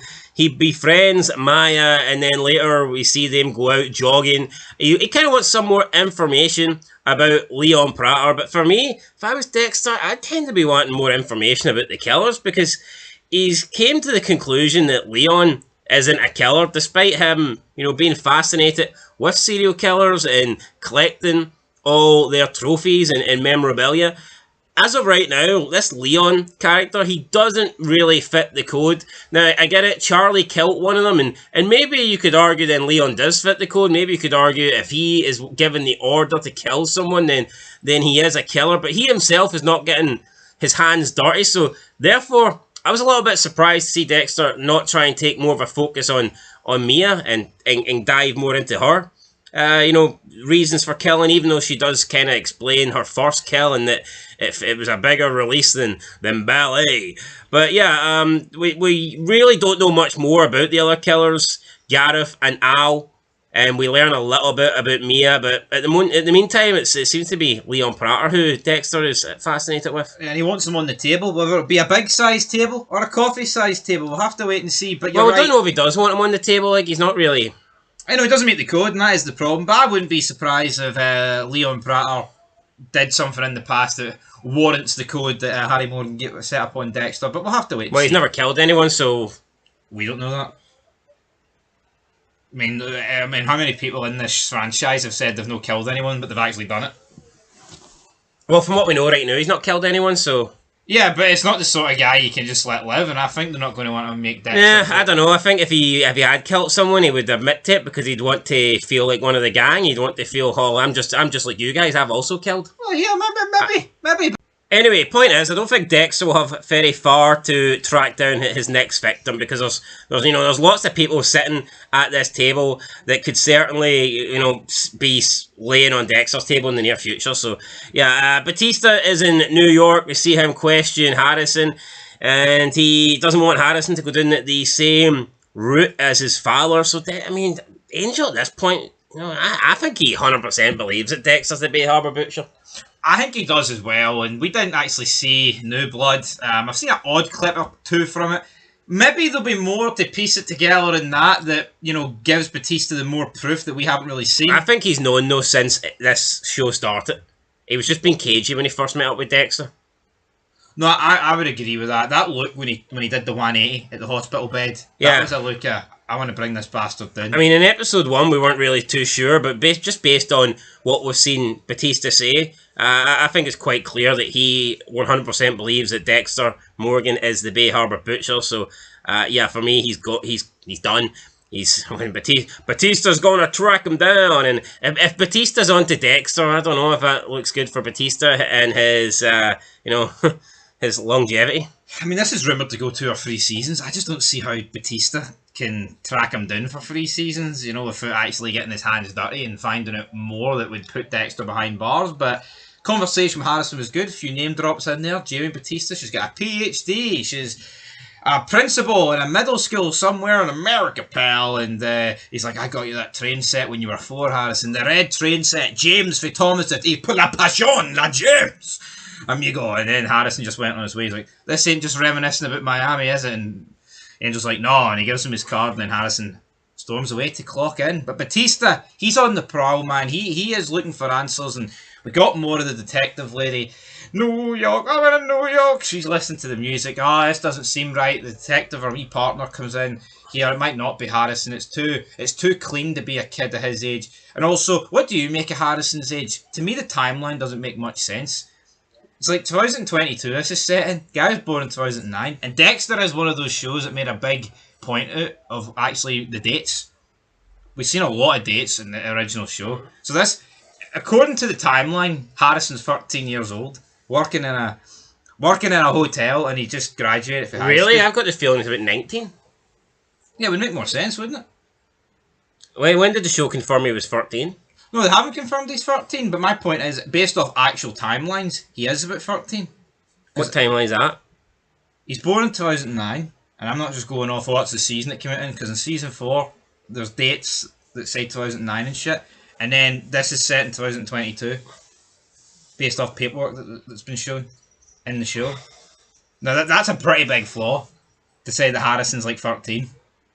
Yeah, that's major, because there's no way he's 13. What they should have did is just pretend that we're in like 2026 or something. To me, that makes more sense. Because then it's like, well, he's like 16, 17. That's like working age, kinda. But I mean, let's be real. A 13-year-old going around bashing a guy's head in with a toilet basin lead. I mean, come on, that's a wee bit ridiculous. Ryan Foster's son. Well, it'll be interesting to see what year New Blood's set in and whether he's the same age in that. But I personally didn't see anything that said 2022. But if you say so, then I agree. No, because they're going off the New Blood timeline. Because that was set 2021, 22. And this is obviously a couple of weeks after the offence of Dexter getting shot. So 10-week coma after that.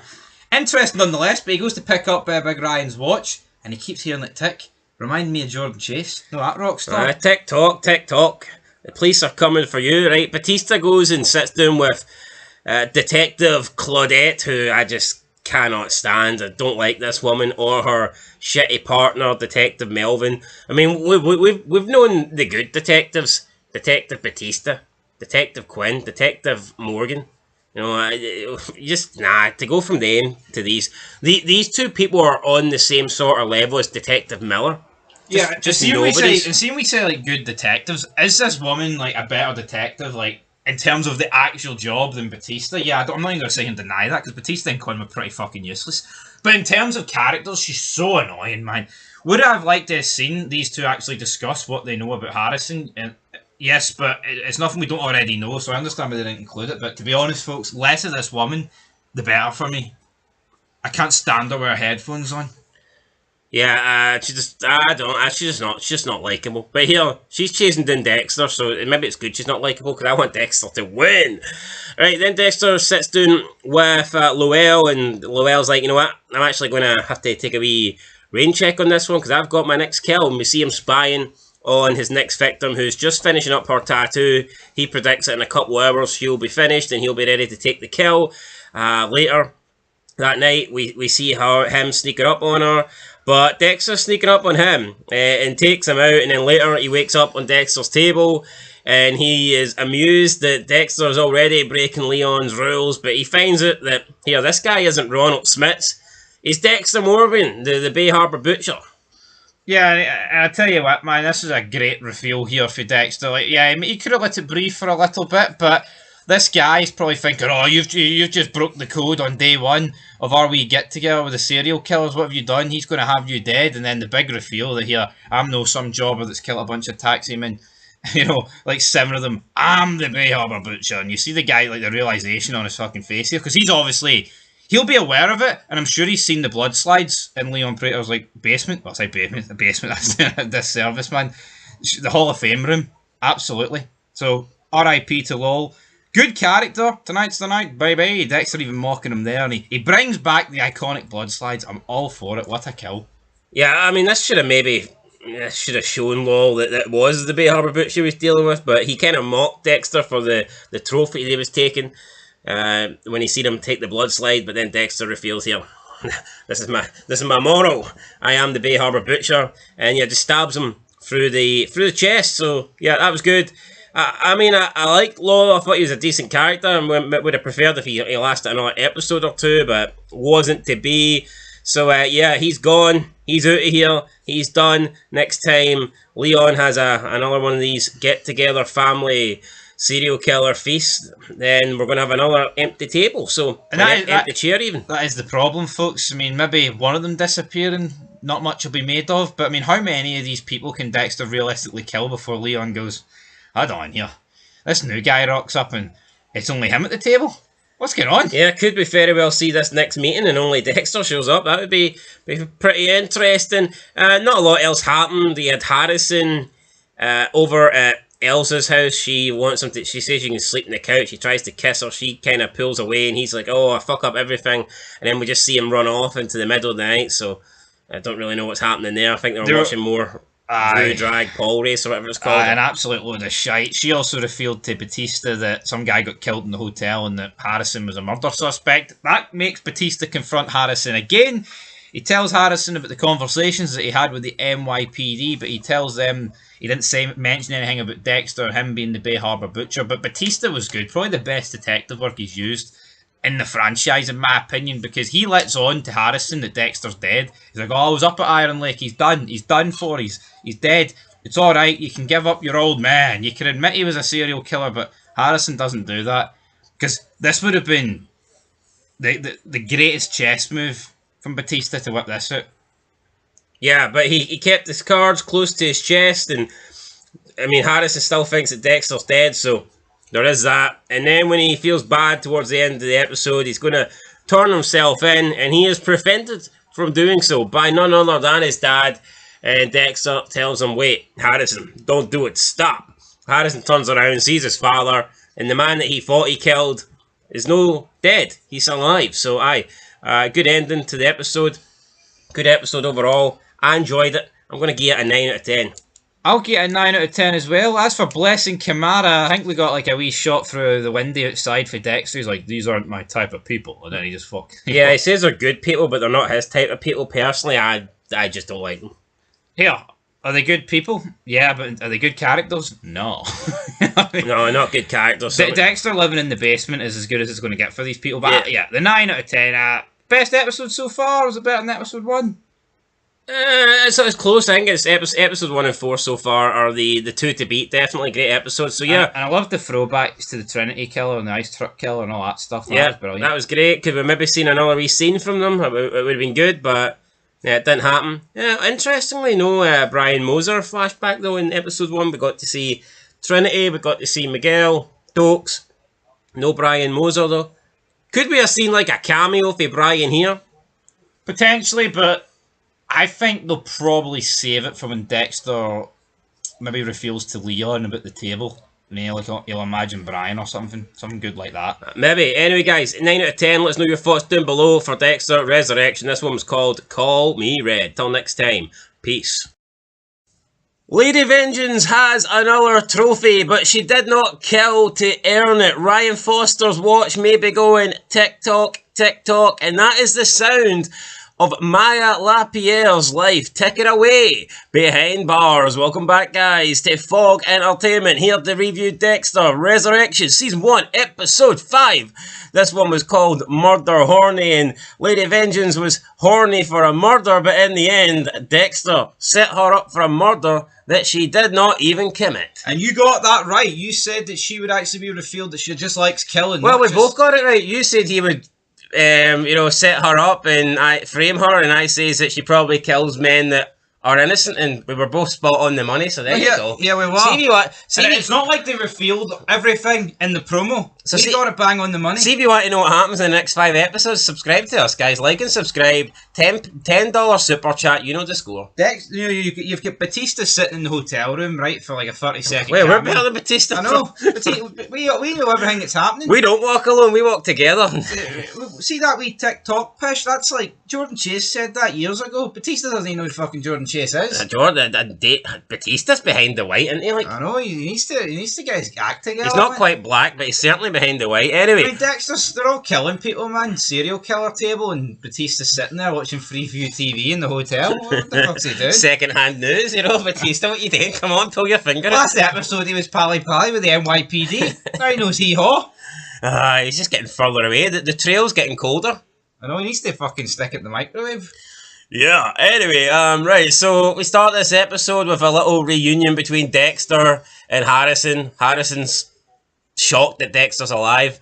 Aren't we all? Dexter explains, it was the cold. The cold got him. Well, the cold actually saved Dexter. The cold got his blood. Normally the cold takes lives, but on this occasion the cold actually saved Dexter's life. It slowed down the bleeding. That meant that he was able to live, and he got let off with the charges when doing his self-defense. I can't sit here and pretend that I know who he killed in New Blood because we haven't seen it, but here we've seen it in the actual build-up though to Resurrection. They showed it. In that regards, we probably know as much about New Blood as Batista does. Yeah, Batista was in New Blood a lot. Absolutely hee-haw. And you know what though, it's like Dexter literally killed a police officer while he was locked up on suspicion of a murder. How the fuck's he got away with that? I've got a feeling we watch New Blood, we're going to be picking holes throughout those like last couple of episodes because technicality. Technicality's damn right, but also like the fact that they've come out and said that the plan was to kill Dexter, but then Michael C. Hall rung them up and said, "Here, I'd like to make more of this," and then they fucking changed it. I'm not done yet. He's like, "Here, I told you to aim for the heart, Harrison. You hit it, and I still survived. Can't kill this guy." Yeah, Harrison says you're like a goddamn horror movie villain. Like Michael Myers or the guy with the fucking hockey mask. You think they're dead and then, you know what, they're back. What horror movie villain is Dexter similar to? I can't really think because most of them he likes Patrick Bateman, doesn't he? He likes American Psycho. None of them have got the intelligence of Dexter. No, they don't. None of them's got the... I mean, nah, they don't have the brains.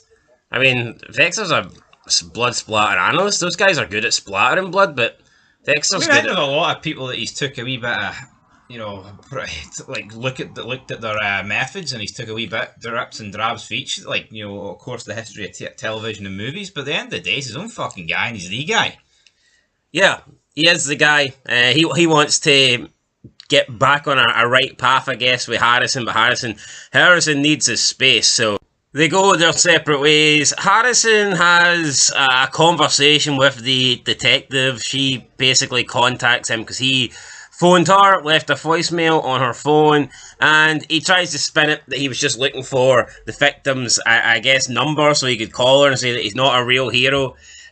Just putting himself into dangerous situations. And he finds out that he's still, in fact, potential Suspect. No, I see with Harrison, man, I'm actually surprised that he's getting away with this because he just looked. I know you could say, oh, he's just a generic, worried, nervous kid that's involved. He's got caught with the wrong crowd. No, I mean this guy sweats buckets over nothing. Like, how fucking retarded would the police have to be to give us like a potential suspect the number of the victim of Ryan Foster? It's like that could just be looked at as a way. Well, you know what, he wants to wipe out all his loose ends. Because she's like the only one that can really put him at the scene of the crime. Yeah, that was never going to happen. So, yeah, I get it. He's trying to think fast and come up with an excuse as to why he phoned, but I think he needed a better one than that. Dexter and Lady Vengeance, they go bowling and, hey, Nico, let's go bowling. We're in New York. Yeah, kind Hey, Yoko, Fatty Roman's cousin. Reminded me of GTA 4, great times. Dexter's bowling experience did come into play here, but apparently his bowling skills are not as good as Lady Vengeance because he doesn't win despite nailing a 7-10 split, which is a hard shot to complete. But I'd argue a 7-10 split's harder than a knocking them all. What do you call it? Strike. Yeah, but the only reason you've got a 7-10, yeah, so it's like Yeah, but I mean, there's loads of examples throughout sports. Like, I mean, you could argue here in F1, the only reason you did that great overtakes because you're behind the guy in first. You're not actually winning. You know, where's the line getting drawn here? You know what I mean? I like the 7-10. Well, either way, Dexter hit the 7-10, but Lady Vengeance hit the strike. She won. He blamed it on a lackey activity, which is true because when was the last time Dexter actually was playing bowling? Did they get the bowling team back together in season 8? I don't think they did. Season 7? The last time I recall was Dokes following or something? That image of like the bowling alley, but then like as this guy moved, you just see Dokes like 100 metres down the bar, and he's just staring at Dexter. He raises his wee glass of Jameson. Ah, good times. Good times. Batista looked at the picture of that, by the way, a couple of episodes ago. Yeah. Now he wants to bring it here. Maybe that's the whole reason he's in New York. Forget the fact you're Bay Harbour Butcher. I want the bowling team back together. Definitely, yeah. We have some flirting between Lady Vengeance and Dexter, and she proposes menage a trois. Dexter thinks, shouldn't we just do it together our first time, one-on-one, thinking that she's talking about some sort of, I don't know, freeway sex thing, but in fact she is talking about a kill. She wants to do a kill with Dexter, and perhaps they can take out somebody bad together, and she's even willing to do it his way. So Dexter's okay with this. He likes the idea of this, despite Harry warning him. But later on, when they do meet for some red wine, Dexter finds out some hurtful truths. In fact, that she doesn't have a code. She's not necessarily like him. And maybe it started out that way, but at this moment in time, she's just someone who enjoys killing, and she says that the men that she kills are not predators. She's the predator, which I thought was a pretty good line. So it feels like every time Dexter thinks he can have someone that can kill with him, it's a big letdown. Yeah, and she said as well that the media always portrays like the women as the victims when they're killers, but she's like, I don't want to be like that. I want to actually be portrayed as a predator, which I thought was decent. Yeah, you know what? Casino 2025, man, this shows is probably non-woke as you're going to get. I like it. Yeah, no, 100%. I know they whipped out the RuPaul's Drag Race, but when they come out with stuff like this, it makes up for it. Yeah, because she admitted that like some of the men that she kills are innocent, and that she's the actual predator. So very rare to hear a female get called a predator, but she called herself one. And all of a sudden now Dexter's like, I don't know if I want to do the kill, but she's adamant. She wants to jump in a ride share and watch Dexter saw somebody's head off, but Dexter does his best to avoid jumping in any cars, any ride shares, before backing out. And she claims that he's got some sort of like performance anxiety. Something along those lines, but he's like, yes, that's it. That's the one. That's the thing. My ego's non-existent. I don't care. Yep, she's disappointed with how the night has ended, but, well, that's how her night's going to end with Dexter. That's not the end to her night, though, because she claims that she's murder horny, like the title of this episode, and that she's going to find someone to kill. And, obviously, you can just see here, no fetting anybody, no looking into a code. She's just pretty much going to go out and try and find, like, the first guy that she can, and Dexter, I don't think Dexter can let this happen. He can. Mark is his name, the guy, the victim. So what Dexter does, he breaks into her apartment, you know, he does the normal stuff. At this point, you're thinking, right, he's not breaking in for no reason. Because Big Stevie's right. He's in here to plant evidence. Not only is he putting the watch in, he's putting the bleach, the watch, the jacket. Everything. Yeah, he's putting in here, but she brings him back. Bottle of red to the head. And then Dexter's like just watching. So that's unfair. Like, the guy said he doesn't even like red. Yeah, I know, but no wine. And that's why you got to die. Big wine bottle off the back of the dome. Then he's tied up. Gimp. Yeah, some sort of like gimp table. It was like a Dexter's table, but not really. I haven't seen Dexter use this kind of table. It was a gay, gimpy Dexter table. It was like an X table, so the guy's like on an X platform or whatever. And then Dexter tries his best NYC accent. Yeah, no, Tony. Yeah, this was funny. Dexter calls the police, and he's like, "Stay calm, my ass." You know, her name's Lady Avengers or some shit. So he manages to get the police to come and, I guess, raid Lady Avengers' house just before she starts. Oh, would you fucking stop? Just before she starts cutting this guy up, she had a lot of tools on her table. So, I mean, what would Dexter have done if the police were like, "I'm sorry, it's going to take us an hour. We're busy tonight. Tonight's not the night."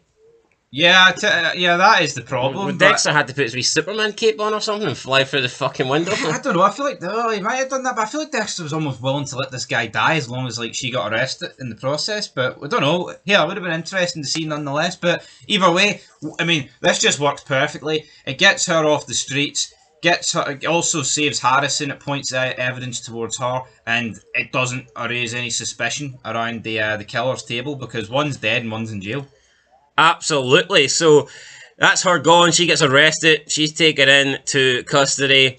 We then see Dexter have another reunion with Harrison, and they pretty much make up. Harrison says, "I'm not like you."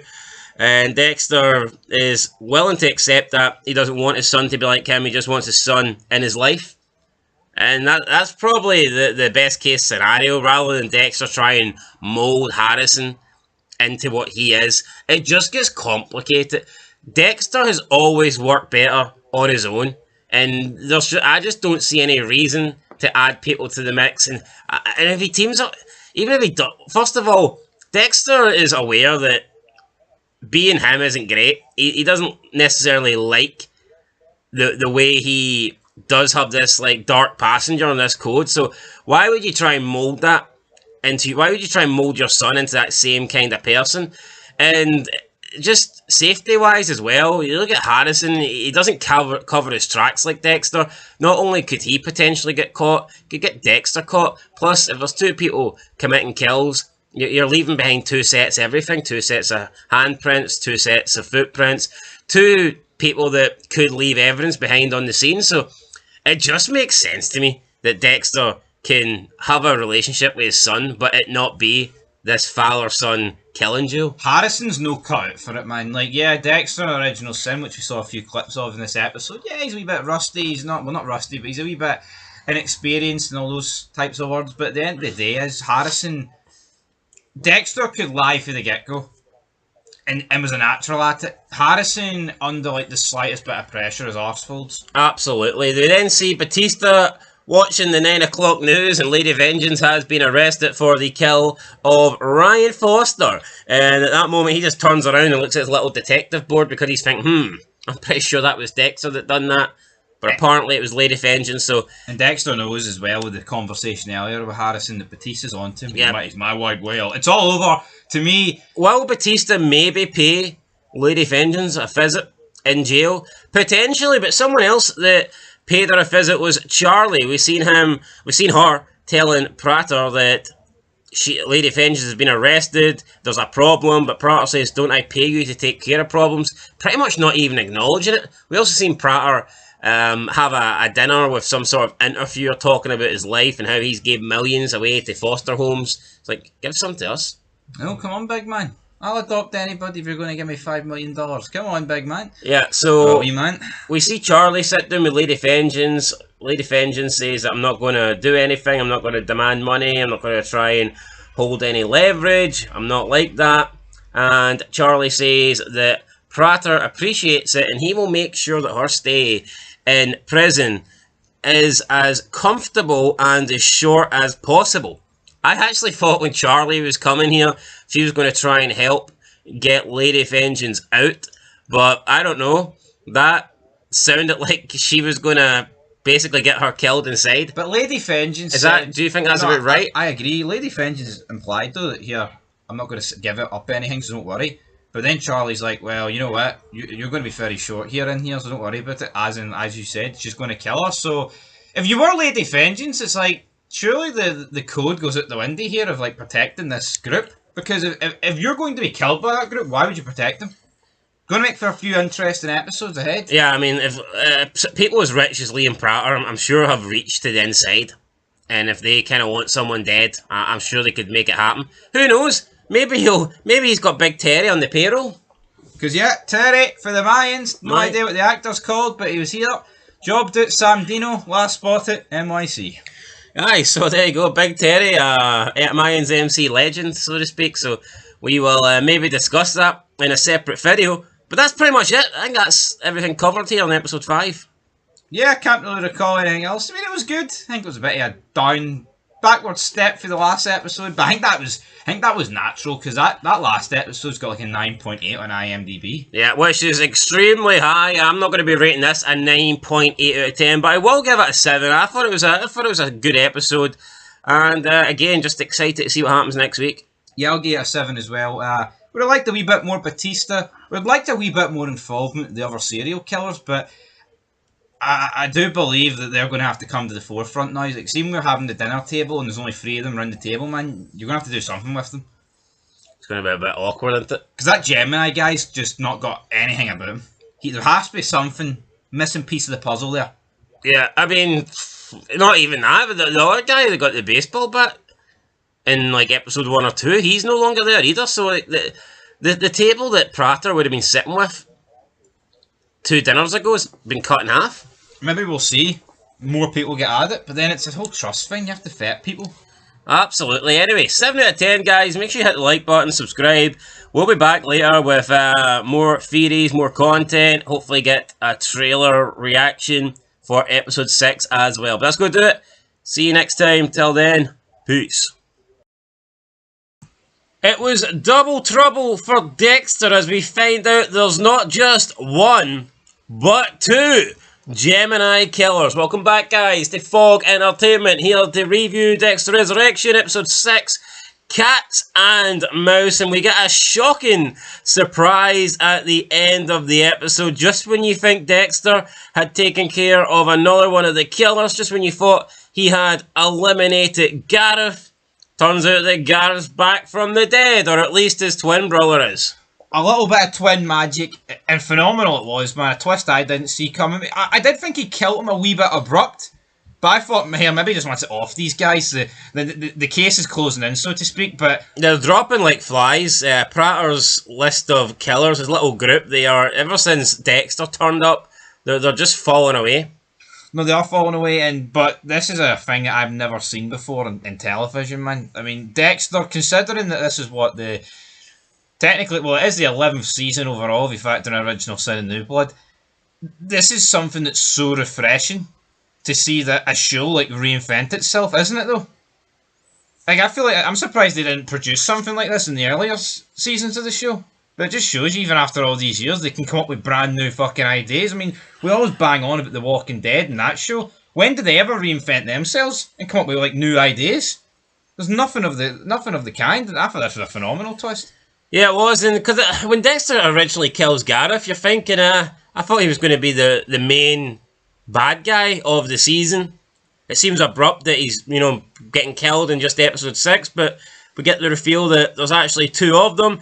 And when you think about it, the Gareth that we see at Prater's party the first time around, he felt very reserved, wasn't really engaging in conversation.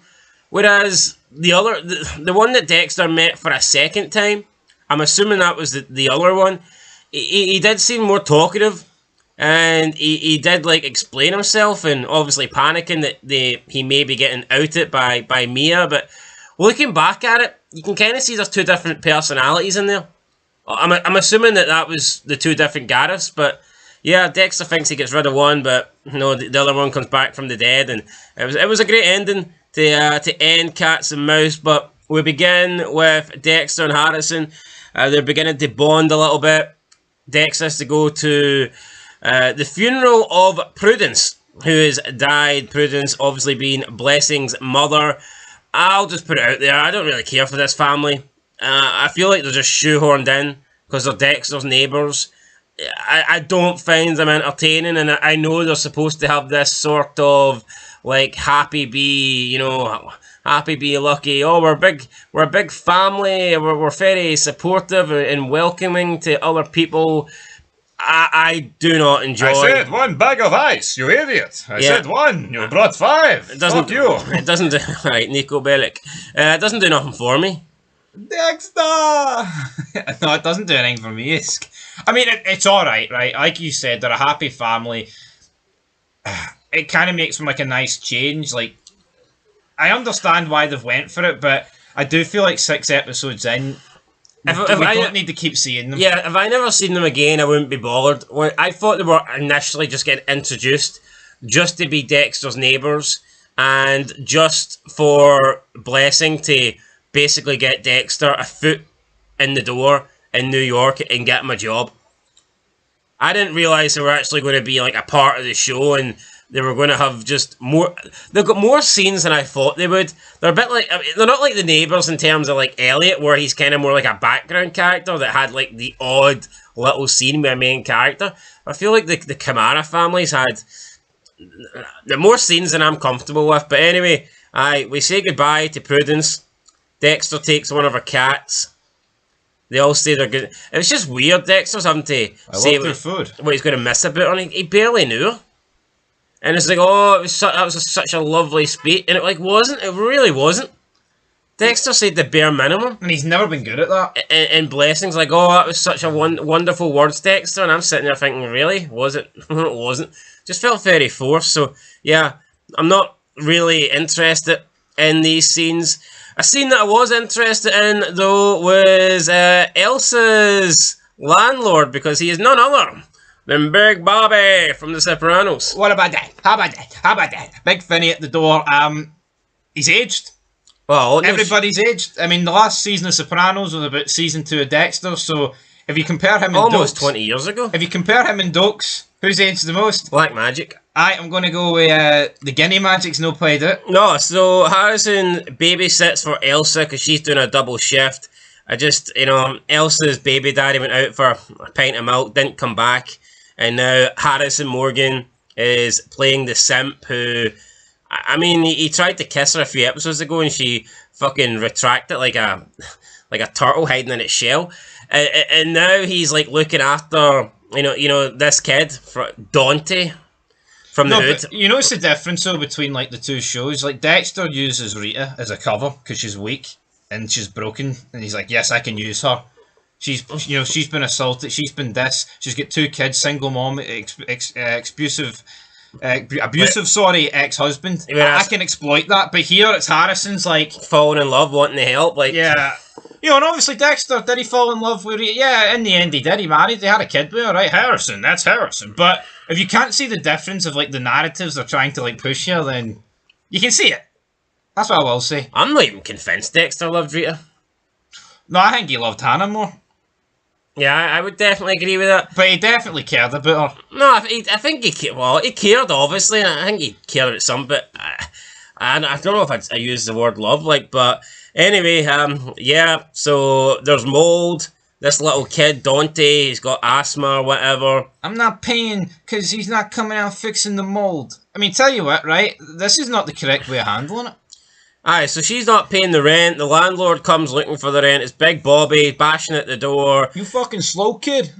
Yeah, basically says, she better pay and all this stuff, or you'll be out in your door. Sounds like she's not a good tenant, and she's not a good mother. And this pisses off Harrison, and we see him stab Bobby. I'm going to call him Bobby, why not? Stabs Bobby in the eye with a fork, although it's just a fission.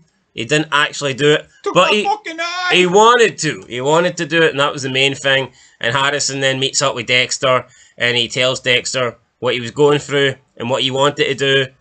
And Dexter's trying to lead him down a different path. Well, and then he leaves like $100 bill just sitting there on the table. in this cafe, and it's like, can you really do that in New York, right? Maybe like 50 years ago, or maybe not even that long back, maybe 30 years ago you could do that. But I'm just not convinced. I think it depends on the area, right? But this is downtown New York. Yeah, like it's a shithole. Even if you don't have other cafe customers that would just like lean over and steal it, surely if money was getting left on tables regularly, you'd have like the homeless people coming in, or thieves, or a certain community just coming in and like looking around the tables and stealing all the money. It could happen. I mean, let's be real. If you're a criminal and you know there's diners where people just leave like $100 bills or like $250 worth of checks sitting there for their meal, you're going to be in there. Absolutely. Free real estate. Wallace and Olivia, they're arguing about the whole Mia thing. Wallace thinks it's a slam dunk. Olivia's not too sure. She then questions, I forget the guy's name, Mark. Right, and this was a joke, man, because like they're going through it, like what happened, and he explains what happened. I'm not the ladies' man, but I took it. One thing led to another. We're in the apartment, and she's like, "Oh, but did you want to initiate sexual intercourse? Was it you?" It's like, well, this guy's clearly the fucking victim here, and she's like almost insinuating that, you could have maybe done something to trigger her. It's like, fucking know your role, bitch. Yeah, I mean, this was bullshit. I mean, absolute bullshit. Not sure it would have happened if it was the other way about, but of course it wouldn't have. Could you imagine how bad, right? This would have been like the good cop, bad cop, but the bad cop would have been pressing the woman, like, "Oh, did you not lead him on?" Of course that's going to make you look bad, so why should it make the female cop look good when they do the exact same to the man? I mean, let's this guy, right, is a wee bit weird. Comes across a bit shy, a bit, I don't know if I'd go as far as saying nerdy, but let's say that, right? And here he's almost been killed by a fucking serial killer by the name of Lady Vengeance, and she's almost making him out to like, "Oh, you could have partially been at fault for this. You were to blame," or some bullshit like that. I can't stand this Olivia. I don't like her character. I don't like her attitude, her personality. I don't like the fact that she seems like she's on the spectrum and always has to be listening to music or plug earphones in.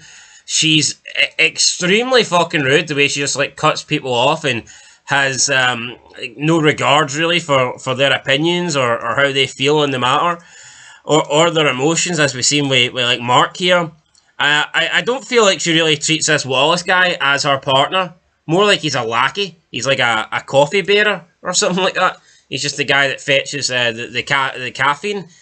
And yeah, also her look, it just bothers me. Her jaw, her accent. It almost feels like, and like the way she like seems to like stare at people, and just the way she reacts. Like we see Batista comes in. Yeah, with Batista, that taunt me. Batista said, like, obviously we'll talk about it. Batista comes in. He's like, "Right, I want to speak to you. Obviously, you've locked up Lady Vengeance for thinking she killed Ryan Foster, but I don't think she killed Ryan Foster. I think it was the Bay Harbor Butcher." And she's like, "Wasn't that Sergeant James Stokes?" He's like, "Yes, that's who the FBI went with, but in the last year I've got the information it could be this guy. Forensic analyst from Miami. Dexter Morgan. Whips out Dexter Morgan." And then he's like, "It couldn't have been him though, because he was in a coma." And she's like, "Captain, you're not beginning to make a lot of sense here." Yeah. It's like, no, let him finish his fucking story. I know. Then Batista says, "I think it could be his son using his father's methods, Harrison Morgan." And then it's just the way she... It's just yes, the way I know him. Yes, I'm familiar with Harrison Morgan. Honestly, I don't see how you can like this character, but it just feels like in current day shows, we need to have like one, just like one utter mong, don't we? And it's normally a female character. But it's just the way, like, she's so condescending to people. It's like Batista has just given them the golden ticket of golden tickets. The problem is, right, see if a male character had all the same characteristics, if she was a male character, right, and acted the exact same way that she does in this show, they would be an antagonist. They would be a villain. They would be viewed as or at least an asshole. Yeah, no, of course they would. But I think she's supposed to be coming across as like, oh no, she's a good cop that's vigilant and good at her job. It's like, no, I'm not seeing it. Honestly, man, I used to think, well, I mean, I still think, I never really liked Legato, right? But she never got under my skin like this woman. Give me Leguera over Olivia any day of the week. It's just an ignorant, condescending bastard. There's no two ways. Honestly, man, it's just like the way she like spoke down to like Batista's giving you all the facts. You're interrupting him numerous times, right? And then they eventually agree, right? You can come along with us tomorrow morning. You can show her the picture. But obviously, is Lady Vengeance going to admit that she knows who it is? We'll have to wait and see. Absolutely not, because we see Charlie bribing someone with some cash at like a gambling event, and it turns out that that was a guard, not just any guard, a prison guard who had access to Mia, because the next day when we see Batista go along with Wallace and Olivia to question Mia, she's hanging in her cell, and the guard turns around and it's the same one that Charlie paid off in an envelope. So looks like he was the one that set it up. So Mia's dead and it's going to go down as a suicide, but I mean in reality it looks like she was taken out. A pretty abrupt ending here. It was. I would have no issue with her dying in this episode, but we didn't get any interaction from her at all. And I thought we were going to get one last scene, and I'm not sure what I was expecting, but I thought maybe we could have got Mia and Dexter, or as she thinks, Red. I thought we'd have maybe have them have one last confrontation where she finds out the truth about him. Or at least have that scene where Batista gets to question Mia about Dexter, and then maybe perhaps before he can have another meeting and discuss things with her, that's when she dies. I just felt like her last scene was basically in the last episode when Charlie says, I'll make sure your time here is as painless and quick as possible. It's almost like, and I guess that was true, because she did kind of get killed with like wasn't like rope. It was like almost looked like bed sheets or something. So it was like more comfortable in the neck. It was weird. It was almost like they weren't trying to show the face, and they said like they had to change actress or something. But I know they didn't. But she's gone. Rather abrupt. We did see the dinner table meet earlier with Gemini, Al, and Red. Yeah, everyone's losing people here. Yeah, everyone's freaking out. Maya's arrested. They don't know where the tattoo collector is gone. Yeah, everyone and the original guy's already been taken out. The first guy's been taken out by Charlie. So this group has been halved at this point. Cut straight down the middle, and as you pointed out, the Gemini killer here is acting very different to what he was acting in the previous episodes. He's a lot more talkative and just like being more expressive, whereas in the previous episode when we first met him, I don't recall him saying a single thing. And I think it adds to the whole twist though, because it appears that this guy's a bit more eccentric, the one he killed. Yeah, definitely. Much more open, but the one that's been left alive definitely appears to be the more mysterious. Maybe the one that's left alive is the one that actually like does the killings, maybe? Maybe. Well, everyone just helps. But we see that in this scene, at least in the dinner scene, Gareth's he's got a chip on his shoulder. He's very happy about himself. He's arrogant. He's cocky. He makes it clear that he is the number one guy, and that basically they're all fighting for second place. He's number one on the FBI list, and that Mia could, in reality, get a good deal if she offers his name up. So they're kind of paranoid that Mia's going to do that. But Dexter, he's the one that actually reassures both Gareth and Rapunzel that I trust in Prater. He brought us here. I believe he's a man of his word. He's going to keep us safe. We then see Dexter follow Gareth to a bookstore where he leaves a bookmark in one of the books saying 8 p.m. Gareth, though, has got one eye on Dexter, and later that night he stalks him and he confronts him in his little basement home underneath the Blessing family household.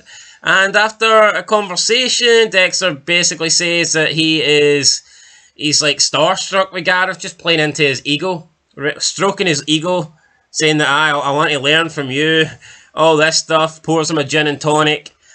We have Gareth saying how smart he is and how he will always be number one and the best that the Dark Passenger can get, the best that Red can do is second place. But it turns out he's not that smart. Or at least he thought he was smart, because he switches the GNTs, but Dexter purposely gave himself the one with the drugs in it. But then when Gareth switches it, he actually took the drugged GNT from Dexter, and he drinks it, passing out. No, this was great. And if you actually think back to in the episode when the Gemini killer puts the timestamp what is it, like the bookmarking, with like the timestamp on it. Dexter's reading through it, we see Dux' face, which was brilliant, and the Bay Harbor Butcher in the serial killer book, but we also hear a book fall, and implies that someone was watching him. So could it have been the one that's still alive was watching him? What do we think there? Think that bookmark was for the other twin? Yeah, it could be, but obviously the one that Dexter killed was the one that left the bookmark there. Yeah. So, but it just makes me wonder though, and think who was the one who dropped the book. Well, who's seen him? Who startled him? The one that left the bookmark there. What about the other one though? I don't think it was him. So you think he wasn't even in the library? I kind of got the thought. Looking back though, it makes me think that he was on his way to But get that the bookmark. one that Dexter killed confronted him, saying, "Why are you following me?" That's the whole reason he went to his house. Yes, but I think the other one, the one that's still alive, the one that's in the helicopter, came into the library and No, I don't him think over he. the I book. don't think he did. The one that spooked Dexter was the one that was in his house. No, I know. Hence I know. why he was in his house, because he knew Dexter was following him, and he knew he took his bookmark. I might need to rewatch it, but I think you would, because that's the reason why he went to Dexter's house, because he See, says no, I know the one. See, it's confusing because there's two of them. But see the one that put the bookmark in. I know that's the one that's dead. But I think no shit, but that's the one that spooked Dexter, because he knew Dexter was following him, and he said in Dexter's house, "Why were you following me in the library? Why did you take my bookmark?" Yeah, but he disappeared, and then like after a minute of Dexter going through that book, someone else appeared, and it was him. It was like wearing the same clothes. So it might have been the other twin. I'm telling you. That's what he left the bookmark for, and I think he was on his way to collect it, and he noticed him opening it. But how would he say? How would he know Dexter's following him though if he hasn't been there yet? I'm telling you, see in the next episode, see the Gemini twin that's still alive, he's going to call him out on it. That's what I think's going to happen. But according to you, you don't think that's the one that spooked him. So how can he call him out on it? No, well, let's just move on. No, but you think the one that Dexter followed to the library There's a situation is not... where both of them know he was following him. No, not really, no. Either is. How? Because he could have spotted them before it. Use your logic. So you think the Gemini killer literally went to leave a bookmark when his twin was actually in the same location at the same time, and he could have just... But maybe they're not supposed to be seen together, which is obviously the case. But look how quick that was. You're talking like a 2 minutes difference. You've lost the plot, I think. But they're not supposed to be seen together. But they're in the same location within like a minute of each But other. maybe they're then. wearing the exact same clothes to make it seem like it's the same guy, rather than if he leaves, then 30 minutes later he comes back. I just disagree. Maybe they need to be efficient, right? You go into the bathroom. I don't know how they work, man. But I think the one that's alive's on to Dexter. That's all I'm saying. Even though you don't think that's the one that spooked them. Aye. No, I think it is the one that spooked. When Dexter looked up for the book, No, he saw a book fall. That's and the not guy what you moved. were saying. The guy that left the bookmark It's different from the guy that spooked them. That's what I'm saying. Right, so therefore the guy that spooked him is the guy that's dead. No, because that's the one that's still alive, in my opinion. The one that left the bookmark's dead. The one that left the bookmark's dead. See the one that didn't spook Dexter. How can he know that Dexter was following him? If he was unaware. Loads of people have caught Dexter following them without actually Dexter knowing, or us the viewer knowing. Unbelievable. Anyway, Dexter kills Gareth, puts him in the bathtub. Blessing comes down to get some medicine out the cabinet. Almost takes the curtain across to see the dead body. And then, yeah, at the end of the episode, we get Dexter arriving at the helipad. Rapunzel's there. They're going on a chopper ride with Prater. They're waiting on Gemini. But Dexter's like, well, it's going to be a long wait because he's not coming. But then a car does pull up. Gemini gets out, jumps into the plane, the chopper even, and Dexter realizes, oh shit, the Gemini killers, they're identical twins. Fuck me. So Dexter's only killed one of them. What's next? Triplets? Still triplets? Still got 50% to complete the mission. Anyway, that's it. Cats and Mouse. I thought it was a good episode. I'll give it a 7 out of 10. I think the ending saved it. It felt a wee bit flat. Yeah, but the ending was great, so... And looking back, the way he killed him so abruptly makes a lot more sense. Yeah. But then I don't think if he talked to him, like, it doesn't make much sense for him to give up his twin, but I like that ending. That was great, and I think I'll be right next week. Well, we'll see. We'll make a video on it. There you go. Right. Anyway, rating time. I'll give it a 7 as well. But now the fact that we know that there's twins, maybe rewatching it, there's stuff to notice. Yeah, maybe. Anyway, guys, that's it. We'll catch you in the next one. Dexter, Cat and Mouse. That was your review. 7 out of 10. Till next time. Peace. The Gemini Killer may be top of the New York detectives' most wanted list, but unfortunately for them, they were also top of Dexter's list, and that means that two Gareths quickly become none. Welcome back, guys, to Fog Entertainment, here to review Dexter Resurrection, Season 1, Episode 7. This one was called Course Correction, and Dexter corrected things from the previous episode. He thought he eliminated the Gemini Killer. It turns out they were twins, but now they're no more. It's another win for Dexter Morgan, and only Al remains from Leon's group of killers. They were always set to be on a collision course, weren't they, from the last episode where he killed his twin. I'm actually a bit surprised that he killed him this episode. I thought Al might have took the centre, but regardless, I thought this kill with the wine glass was epic. The big reveal. Oh, that sharp pain in your chest, 820. And then the realisation hits the other twin. His arse folds, man. But the question is Dexter just going to win every time? Well, he has so far up to this point. I don't see why it would change. See what Batista says here, he's been doing it for decades. There's no fucking word they lie. Guy's been doing it since, like, what, the early 90s? I mean, fuck it. I mean, that is literal death. I mean, not many serial killers have a prolific spree like this guy. It's not a case of, he had a 2-year spell. I mean, he's fucking killing people. He's killing people every day. 30 years of destruction. The guy, can anything stop Dexter Morgan? I don't think so. I don't think it's Batista, sadly. Dokes can't do it. Maria couldn't do it. A bullet for Harrison couldn't do it. I mean, Harry couldn't do it. I don't think anything can stop this Dexter train. Listen, I thought the kill on Gareth was good, but I also thought it came too quickly. I had a feeling that the Gemini Killer was going to be the so-called season bad, and that he was going to survive until at least the penultimate episode. Didn't think he'd be getting killed here. I just assumed Al would be next to go. And to me, it almost takes away from the whole twin reveal, in my opinion, that they killed the second one so quickly. I don't know if you feel the same. I agree. Yeah, like, see the death, I think it would have been more impactful after a few days. Like, see at this point, it's like, the death just happened last episode, and for the Gemini Killer, top of the FBI's most wanted list, I mean, numero uno. You would expect that. I mean, Dexter's fucking dropped both of them within, like, 12 hours. I mean, pretty much, taking them out like they were nothing. And we know Dexter's the GOAT, right, when it comes to this. I mean, this is his ball game, but, I mean, this guy was number one, and there's two of them. Well, there's one of them, there's two of them. Look how long it takes him to... Like, look at other seasons of Dexter, look how long it gets him to get on Trinity's case. Yeah, and Trinity, like, also kills Rita. There's, like, that big... Like, the Gemini Killer got no offense in. Oh, he slashed Dexter's arm, like, that's about it. I just think it would have been better if he lasted longer in the season, but it wasn't to be. But, you know, Dexter, once he sets his eyes on someone, he seems to take them out relatively quickly. Will he be setting his eyes on Al next? I would imagine so. Will Al make it out of episode 8? I mean, maybe not. Well, I've seen the promo and he definitely looks like he's going towards Al. Well, we'll have to see if that's going to happen or not, but let's get into episode 7 then. Al's weird though, it's like, he's definitely like the nicest at them.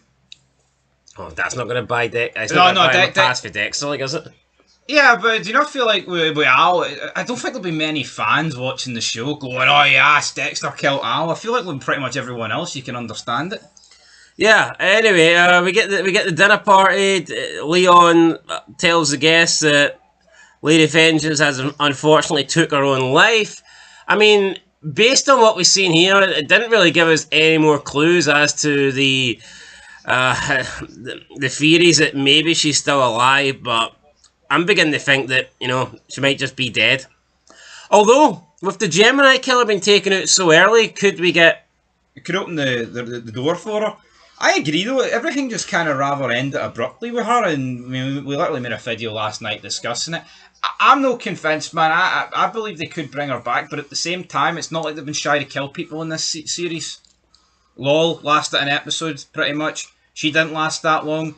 And the Gemini killers, they're both dead within 12 hours, like I said. Who's next? I'd be surprised if she came back at this rate. Yeah, we've lost both Gemini killers and we lost Lady Vengeance within a very, very short period of each other. Yep. Which does surprise me, but I mean, it shows that they're not reluctant to kill people off, which I guess is good, but at the same time, I think sometimes you can kill characters off too quickly, and perhaps they've got a little bit more of shelf life and they're going in them. They've basically all but confirmed 3 seasons. Killing a lot of people off. Yeah, but I have a feeling that it could be a bit similar to the original Dexter, where you're going to get introduced to a new set of killers every season. I wouldn't expect any of these killers or any of these, I wouldn't expect any of the antagonists that are in this season to be in season 2, with the way things are going. No, the pace and things are going. I don't think Leon and Charlie and Al are going to stretch into season 2. Do you think Praetor will survive this season and just bring in a whole new dinner table? I think that's the only possibility. I think the only possibility is that Praetor maybe survives, but and I think Dexter did a good job this episode of winning over Praetor. He did. Praetor sits down with Dexter. He talks about his parents, how they both died in a car crash, and the driver meant to take them out. He did it on purpose. Dexter thinks, well, Leon watched his family die in a big silver, metal can, and that was kind of similar to Dexter watching his mother die inside that container. Leon says that he used to go and visit the killer, and I guess that's what got him into this. That's what got him wanting to have these conversations, wanting to get him closer, have a connection to these killers. So we do learn where the trauma came from and where Leon started this fascination. And I thought that was good to dive into that. Yeah, a bit of backstory into him, and it wasn't just the guy that killed his parents, it was other killers, and he also discovered that this guy was a previous serial killer. Maybe he's in his wee Hall of Fame. That'd be intriguing to know, but I'm liking the Praetor character. He was a wee bit on edge, I thought, at the start of the episode, him and Charlie butting heads a wee bit more. Could we see Dexter try and turn Praetor against Charlie? I feel like he's going to need to. If it's going to go down the route of Praetor introduce the whole new host of killers next season, I mean, you can kind of see already that Charlie's a bit wary of him, can't you? Yeah, no, 100%, but I just, to me, Praetor's he's on Dexter's table.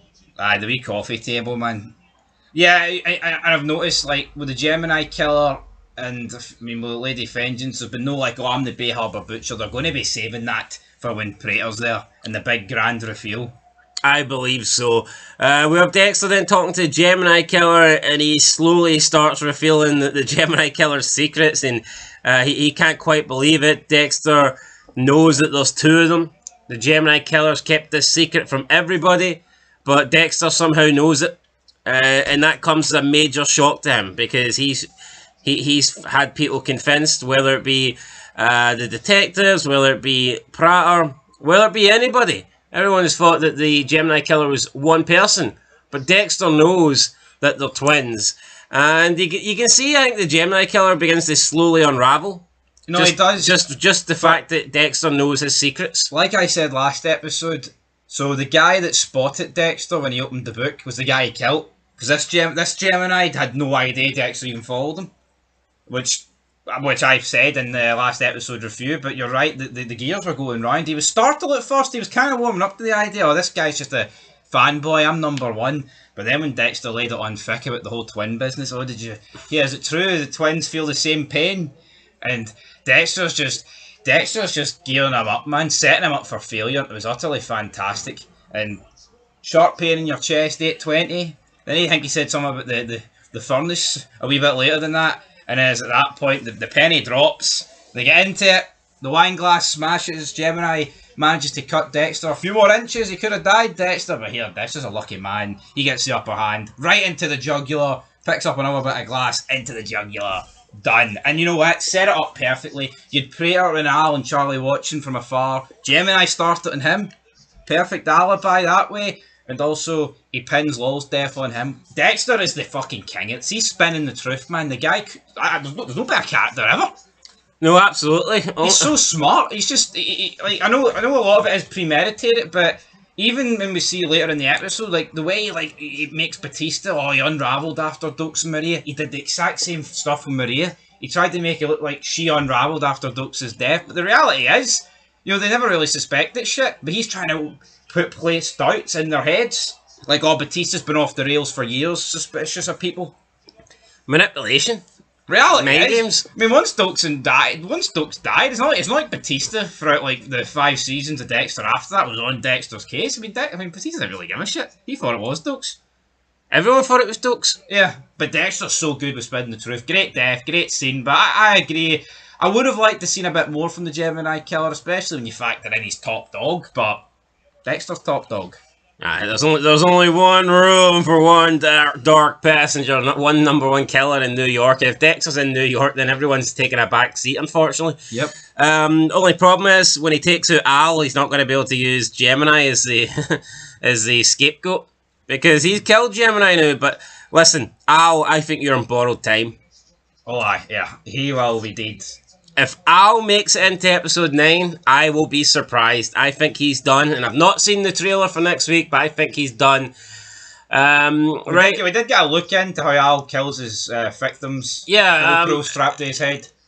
Al's he's this like nerdy. He's funny though in a way, isn't it? But I don't think not like intentionally. No, he doesn't come across as like a funny, like charismatic guy with a shitload of jokes. I think he's just like a guy that you can't help laugh at. No, I mean the actor's always been renowned for comedy, and he delivers. It's like this. It's like safety first. It's like my helmet. It's like the self-aware comedy. I like that kind of comedy, and the guy delivers big time. So we got a wee insight into him, Dexter. The only thing that ruined it for me though was it did not look like it was him on the bike, and I mean it probably wasn't him. Well, definitely wasn't him on the bike. No, it wasn't. But it just looked so obvious that it was a guy that looked in shape on the bike. With him doing commentary. I mean, if you're going to get a stunt, I don't know. I'm not saying it doesn't. I'm not saying it ruins it, but you'd think they'd get maybe someone slightly heavier. No, I agree. Aye. I'm not saying they get someone who's out of shape like Al, because I guess they want the person to be able to take a fall and be a bit active for the kill, but. Yeah, I mean, it just, you look at Al and he's like this big fat couch potato, and then you see the guy on the bike, you just see his body, and it looks like someone that's actually in shape and someone that maybe goes cycling every day. But, I mean, that could be a giveaway, but we see Al purposely crashing, some woman comes to his aid, and he smothers her, and then I'm assuming he took the ponytail. Still don't really know why he collects ponytails. I'm assuming we will find this out though. Aye, Dexter will get to the bottom of it. Dexter will either find out before he has him on the table or during the table session, so we'll find out. It's obviously childhood trauma, abusive mother, some shite like that. Yeah, then we seen Dexter take the blood from the wine glass, the shards of glass that he stabbed the Gemini killer with, and he puts it into the blood slide from the other Gareth, and this is the first time that we've seen a double. And as far as I can recall, first time we've ever seen a blood slide with a double kill, a double drop of blood. Yeah, Dexter's killed pairs before. He killed that man and woman in season 1. Killed the ambulance guys as well. But he used 2 separate blood slides. Yeah. And I actually think in season 6 was he using blood? I know he was still using blood slides in season 6, but this is the first time we've ever seen him put 2 drops of blood into the one slide. Yeah, not only is it killing twins, it's 2 twins that no one knew were actually doing the killings. I think there's a difference. I think you could definitely, you've had twins before that have killed, but it's openly known that it's like the twin killers. But here, Gemini killers, great wee twist, great wee blood slide variation here. But what did we also get? We got Harrison this episode, and Elsa's talking about the landlord. I mean, I made a fid on this the other day, but I think I'll go after her, right? But it's like, see the landlord. Is he not within his rights to be like, well, I'm not helping you because you're refusing payment? I don't think either's completely in the right or completely in the wrong. Yeah, I think I think you just need to I think you need to stop butting heads and just come to a common agreement and be like, right, listen, you need to pay what you owe, but I also need to fix that. No, but it wasn't like there was any. It's not like she said, here, I'm going to stop paying if you don't fix it. It just appeared to be, right, well, I'm not paying then because I've asked you loads of times. I mean, I can see both sides, but honestly, It definitely doesn't warrant Harrison killing the guy. Put it that way. no, I mean it does not, and I mean I believe this episode, the synopsis says that the synopsis, sorry, says that Elsa was struggling with her abusive landlord. Does he really seem that abusive? No, I mean, you're right. She seems like a guy that wanted his money. And if you're a landlord and you've not been paid, I think you're entitled. Now, yeah, he probably should fix up the place, but... But she even hinted at last episode that, like, oh, this place is cheap as chips, Harrison. You're saying for me to move. This is the only thing I can really afford. So it's not like she's getting a horrific deal. You know what I mean? And also, see Mold, right? Yo, it's the landlord, right? He can fix it. I'm not denying that. But it's also something that you can fix yourself. And see if this guy's not going to fucking help you, and your son's life's on the line because his asthma's playing up, why don't you get off your arse and fucking attempt to fix it? Yeah, definitely. Anyway, Elsa shows him this little brochure of potentially going and going back to college or whatnot, uni. And we see Harrison doing that, and he gets into a tour. We meet this tour guide called Gigi. She shows him around. He gets introduced to these, I guess, other students. They're looking at like criminal psychology, and they go in to this like room, this I guess like a show and tell kind of room, and none other than Claudette is there, and she is going over the case of is it Claudette? Yeah, the New York Ripper. So who is the New York Ripper, folks? Right, kills his victims with a crowbar-like weapon. Dexter will shut that theory down very soon. But who do you believe it is? I mean, this Gigi woman, she had a cut on her arm, but then this went on to talk about the fact New York Ripper's, he's been inactive for years. I've seen rumours about Jonah Mitchell. Hell, I've seen people even say it's Claudette herself or her partner. Who do you think it is? Blessing? I don't think it makes a lot of sense for it to be Blessing. No, I don't. I actually think the person that makes a lot more sense is Jonah Mitchell, because that would be bringing back Trinity's son, and it would be like, oh, a mistake that Dexter didn't kill him. And also, when Dexter went and seen him in season 6, I remember he was doing that swinging motion in the hardware store. I think he came after Dexter with a crowbar as well, or Aye. something that looks similar to a And crowbar. also, I like the Jonah Mitchell character, and it makes sense that he wouldn't just end at his mum and sister. Or his mum, sorry, he didn't kill his sister. I also think if Jonah Mitchell comes back as a villain in season 2, that gives you an actual excuse to give you a lot more Trinity, rather than it just simply being forced into like some sort of flashback. Absolutely, and we know we're getting a Trinity prequel thing, and that could play into that. Could Trinity speak to Jonah like Harry speaks to Dexter? We could get, definitely. I'd enjoy that, but who if you had gun to the head, who would you say it is? Could be someone we've never seen before, to be honest, but I think that would be a bit... I mean, yeah, I'd probably say the likelihood is Blessing. Kamara, just because he's actually in the show, and there's like, as of right now, there is no sign that Jonah Mitchell's even been filming or doing anything, so he's not even had a mention. Yeah, I would probably go with Blessing, but I just don't care for him, you know what I mean? Yeah, that's true. See, it's just a bit easy and generic. Oh, the guy that let Dexter in and sleep in his wee, basement downstairs. Oh, he's the killer. Yeah, true. So I don't know if it's going to be him or not. Dexter then tells Claudette that her assumptions are wrong, basically, that it's not a crowbar being used, and it's a slightly longer weapon with like a spike at the end. Dexter's seen the weapon in Prater's Hall of Fame room, so he actually knows what it looks like. Which tells me what happened then. How did Prater get a hold of it? Did the guy give him it? So Prater must know who the New York Ripper is. Yeah, maybe he used to appear at the meetings, who knows? I mean, I've seen people say it could be Prater. It'd be a bit awkward if he sets up another one, wouldn't it? And Dexter walks in and Blessing's there, sitting down. That would be awkward, but... tucking into some fucking steak. I mean, people saying it's Prater. It's not Prater, man. Prater's... I just couldn't imagine Prater killing people with a high aim. Nah. It doesn't work. Like, I know he's killing women, and it's not like he's taking on like little chinos, of the world, but at the same time, it's a bit unrealistic. Big chinos. But that's probably my favourite scene in the episode. Dexter putting this bitch in a place. Like, you think you know it? Oh, well, guess what? And also, it was great seeing, flashbacks back to Dexter's work in forensics. Yeah, because earlier, you had Batista trying to convince her that Dexter's doing all this, and her and her partner basically just, play down Batista. It's like, oh, you really think this photo was capable of sneaking in and killing Lady Vengeance? And they just focus too much on statistics. Batista's right.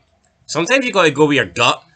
Anyway, speaking of Batista, Dexter returns home. Batista is upstairs. What the hell is happening here? Dexter visits Blessing Kamara, and Batista's dancing to the salsa. Dexter tries to get him out of there, but you can see there's definitely tension between the two. And then we get a car ride, and honestly, Dexter just kind of like straight up tells Batista. I mean, at this point, Dexter should just be honest, I think.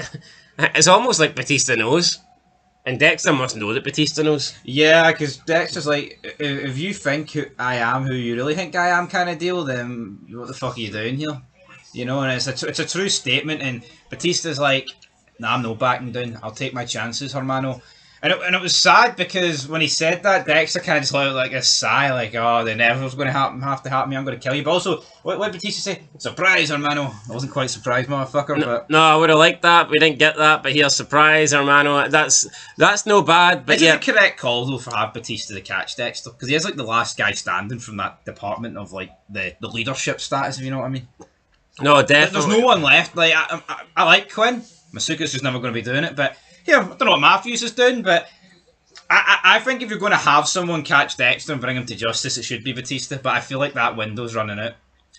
Yeah, I think Batista survives this season. I know a lot of people don't think that he does, but I think that he'll be alright. Not sure he survives the series, but I think he'll make it out of this season.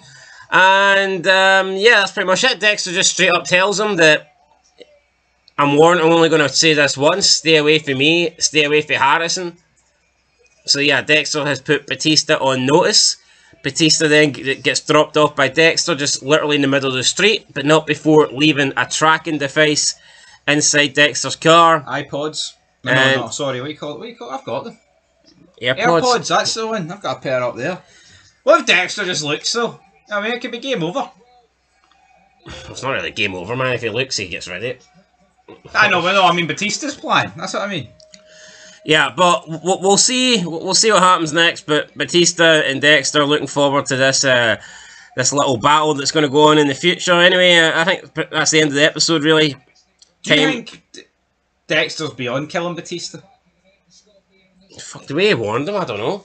Because you know what, Dokes was shady, and Dokes had killed people before. And I think if Dexter killed him based off that kind of stuff, like the way he gunned that guy down under the bridge, you could say that's justifiable, you know, he's a killer. Batista's not like Dokes. Yeah, but I mean, that was season 2, Dexter. True. Yeah, that is a factor you've got to play in, but I do believe Batista would be the kill that a lot of people might disagree with Dexter on, but then I've seen people turn on Batista like, what happened to the happy-go-lucky Batista that wore the colourful shirts? I mean, all his friends are fucking dead because of this guy. Even Deb, he thinks Dexter's responsible. Yeah, and they're all he should let it go. I mean, what, he should let someone that he knows is killed. Put yourself in Batista's hat and floral tops, and then you try and let it go. You know what I mean? Yeah, no, definitely. Anyway, that's going to do it in terms of rating. I'll give it an 8. Yeah, I'll get a 7. So 7.5 out of 10. Yeah, no, enjoying Dexter Resurrection. They're delivering every week. Aye, I don't think there's been a bad episode yet. So and considering we've got 3 to go, I don't see how there is a bad one. No, definitely not. Anyway, guys, that's it. Promo reaction coming soon, and who knows? Considering there's only 3 episodes to go, we might actually do some death predictions. Because at the beginning, we didn't know which characters were going to be in it. So when a brand new show comes out, it's pretty much impossible to do death predictions. But with 3 episodes to go, I think we can do it. So yeah, expect that as well over the next couple of days. So that's it, guys. Till next time, 7.5 out of 10. Peace. It was a table for 1 at Dexter's tonight, but there was a late substitute as it turned out that Finney was going to be dining and not Al. Welcome back, guys, to Fog Entertainment, here to review Season 1, Episode 8 of Dexter Resurrection. This episode was called The Kill Room, Where It Happens, and Finney was the unlucky one because he found himself in a kill room that was designed for Al. We all thought Al was going to die this episode, but he sneaked out the back door. He's going back to Wisconsin, and yeah, Dexter, He likes to kill people, but I don't know if he's going to like that journey, that trip to the big city in Green Bay. How about that? How about that? How about that? How about that? How about that? Yeah, Al Toyspawn, he's left. He's escaped. You know what? Yeah, I actually like the fact that Dexter got 2 of them, but one got into jail and then the other one's escaped. I think if we just kill every single one of them a wee bit over the top, so to speak. But Al, he's escaped. Hamilton was a big fan of it. Didn't like the rap music, but Finney, man. He took the mantle spot, and dare I say it was better than Al's death could have been. Yeah, and you know what? I mean, Finney and Al are probably like the same in terms of like physical size, and I'd say maybe height, and so I mean, it could have been the same person. I mean, Dexter could have just pretend that Finney was Al, I guess. Stuck a ponytail on him. Things might have been okay. He's a thick Italian man. Right, yeah. We start the episode. Charlie is suspicious of Dexter. She wants to protect Prater. Prater's like, well, do your fucking job then. You don't see people the way I see them. I trust Dexter. So, I mean, Dexter, can he be trusted? Who knows? Is Prater... Does he really trust Dexter, or does he just want Dexter to believe that? Is he just letting Charlie believe that? I mean, surely Prater must look at what's going on around him and going, ever since this red guy turned up, all my favourite killers have started dropping. It'd be very naive for him not to be looking at this situation and be like, right, something weird's happening. His drowning pool would say, let the bodies hit the floor, and Red shows up in New York, and the bodies have been hitting the floor non-stop. But yeah, we don't really know how Prater feels towards Dexter, but I'm sure he's going to be very disappointed that Al, the other killer that he's got in his stable, is now gone. So Prater went from having this dining room full of guests, full of killers, and now he's got nobody. Absolutely. He's going to have to start recruiting again. Well, he's going to have to, but will they find out about Dexter? I mean, it looks like it's going that way. Of course they're going to find out at some point, but I mean, you can't really blame Prater for not thinking it's Dexter, because at the end of the day, the way everything played out, what happened to me, it doesn't look overly suspicious, right? Lol, I mean, a body never turned up, and then as for the Gemini killer, well, they didn't know about the twins, and also it looked like self-defense. Absolutely. Right, we've got Batista, he's tracking Dexter, he's looking at everywhere he goes, he's got his little investigation board up, and he's making a note of any place that Dexter is staying at for a long period of time, so like half an hour or more. He's got a couple of places where he stops when he's doing his rare shades, waiting for pickups, and he's got the restaurant, the Cajun restaurant, the Cajun chicken. So they do have decent Cubanos, but anyway, never mind. I mean, Batista would know, I guess, about nice Cajun stuff. So yeah, it was a nice tie back though to Dexter in the last couple of episodes, referring to Batista as kind of like a fat fuck. Yeah, he'll want those Cubanos back in Miami, and this pretty much hinted at that. God damn it! Right. He spots though that he is staying at this new place for longer than he probably should, and it turns out that he's preparing the kill room for Al tonight. He's getting it wrapped up in plastic. Batista goes to check it out, but by the time he gets there, the signal is taken off. Dexter's away. Batista doesn't find the place that he's looking for. But it was right behind him? Yeah, it was right behind him. This, a big laundrette. So, yeah, he should have noticed it. But I think he was too focused, to be honest, on the tracker. So he was too focused on the fact that Dexter was gone. And Dexter, at this point, has his sights set on Al tonight. But he also speaks with Harrison, and he says he'll take care of Finney. Now, by taking care, I don't think he means he's going to go out and look after him, but he'll maybe persuade him to perhaps let Elsa back into the house and get rid of the mold and maybe put the heating on, or maybe things are going to heat up for him. It was going to be a simple conversation, but with Al's pretty, disappearance, fleeing back to Wisconsin, he's going to have to put Finney on the table now. He's going to have to feel hungry now, man, big man. But I'll tell you what, talking about Blessing, let's get into him. I don't see Blessing. Do you know he's a bit of a fucking gun? Dexter! I don't like him. You said you told me that you betrayed me, Dexter. Dexter Morgan.